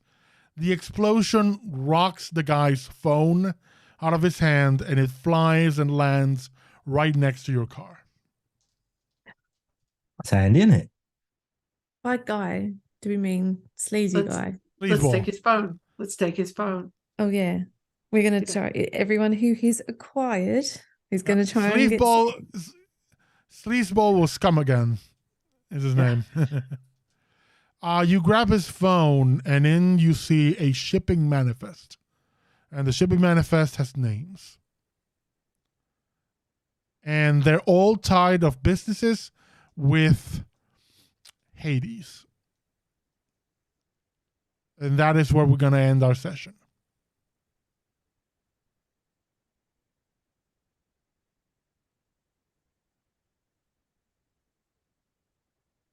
Manic note writing going on. Yeah. Gives us a Manic note writing, yeah. Yeah. So that is it for us for this session. The first rule of Fight Club. We did I a good was, thing, that though. went places. Didn't it just? I am going to return all the unspent bonuses and stuff to everyone. Your points have been refunded. Thank you for using them and providing a line of hope to the players. Almost got you with that grenade. Almost. But yeah, that is the end of our session. We will be back in the new year. I want to give everybody, to make it 15 karma. I think you've deserved it. You deserve the 15 karma. Nice. Might have to spend some more points on the piloting. It might be helpful, yeah. Yeah, if I'm going to be the driver, mean, I think that might be I beneficial. mean, you could also invest in a. I don't know if it would. No, this wasn't done yet. It was in the works, but it was not done. Getting you a rigger interface in there, in case KTP does an immersion and wants to get that rigger interface need bonus to. thing. We'll look at that then. So, thank you all for joining us. Thank you all for hanging out for this session. This went places, and we're still in the middle of this job. Yes, we are. Malcolm will be proud. We'll see just how much. Yeah, I think that before we go, just quickly go around and people can tell you who they are and where you can find them in the dark corners of the internet. Kat, take it away. I'm Kat or at Cleric of Cord, and I'm looking in most everybody's Discord servers, and I occasionally make an appearance on Twitter for now. We'll see how that's going to go in the new year. Who knows? Fuck Elon Musk. Yeah, I'm not doing anything else. We had our finale of Monster of the Week yesterday. If you didn't see it and you want to see some more emotional trauma from me, go check out Valdrian's channel over on YouTube. And it was an amazing campaign, a mini campaign. There's only 8 episodes. If you're Monster of the Week is just, it's a great game. It's a great system. It's the Cypher, not Cypher system. I can't remember the name of the system. It's been a long week. But yeah, go check it out because it really is worth it really is worth checking out. That's it for me for, oh yes, thank you. Powered by the Apocalypse. Thanks, Di. So yeah, that's it. That's me. I've got nothing coming up right now, rest of the year or next year as far as I know. So have a safe and happy holidays. Don't drink and drive because I'm a former medic and that shit takes a toll on us. So take care, everybody. Happy New Year. And now, Stella the Cat's official fan club. You first this time. Shall I just sum it up for both of you? Yeah, do it. Why not? Well, so who are you and what did you play? I'm Pete. I play Grifter, who's been an absolute badass today. I'm quite pleased with my performance. I'm going to be honest. Okay. I'm Kim. I play KTP the Technomancer. And we have Game Blast news. We have Game Blast news. There are news. So from the 17th of February for 10 days, we are taking part in Game Blast, which is a charity marathon stream for Special Effect, who support people with physical disabilities to play video games. So the two of us, along with the lovely Kevin and Solaro and Phil in chat, will be streaming every day for 10 days, trying to raise funds and awareness for Special Effect. And I'm not wearing any funky clothes this time. Pikachu onesie. It's not going to People happen. will make it a donation incentive if the goal is met. That's not how it Pikachu works. onesie. No, Please, no, because Please. No, please. I'm not doing it. I'm not doing it. Everyone keep putting on the pressure. I ain't doing it. I ain't doing it. I ain't doing it. No, Can I emotionally blackmail you? probably. Yes. But for now, no. Okay, I will emotionally blackmail you off stream. Thanks ever so much. You're welcome. Yeah, see, as Solaro just said there, the people demand Pika Pete. I don't want to do it again, no. Embrace the Not fair. Pikachu. Anywho, yeah, likely some of the games that we run on a weekly basis or bi-weekly basis will change on those 2 weeks. But on the upside, it's going to be a whole lot of video games. Have you explained let's call it the gimmick? No, I will leave that to you. Okay, so for the duration of the marathon, so to speak, we will be playing games. Every day will be a game from a different year. We're starting from 2016 up to, now and the future. We're playing games in early access, so once we get to the given date. It's 2016, the starting one, right? 2014, I think. Okay, there we go, 2014. It's talking out of my ass. So 2014 up to 2023, basically. And yeah, it should be fun. For the most part, I'll be doing the same thing I always do, playing JRPGs and embarrassing myself. But for a good cause. For a good cause. I already do it for free. I can do it for charity as well. Right. But yeah, thank you all for joining us. We hope you had a good time. See you in the new year. Enjoy your holidays, whatever they may be. And, hopefully 2023 won't suck as much as this year and the previous years have. So, see you around.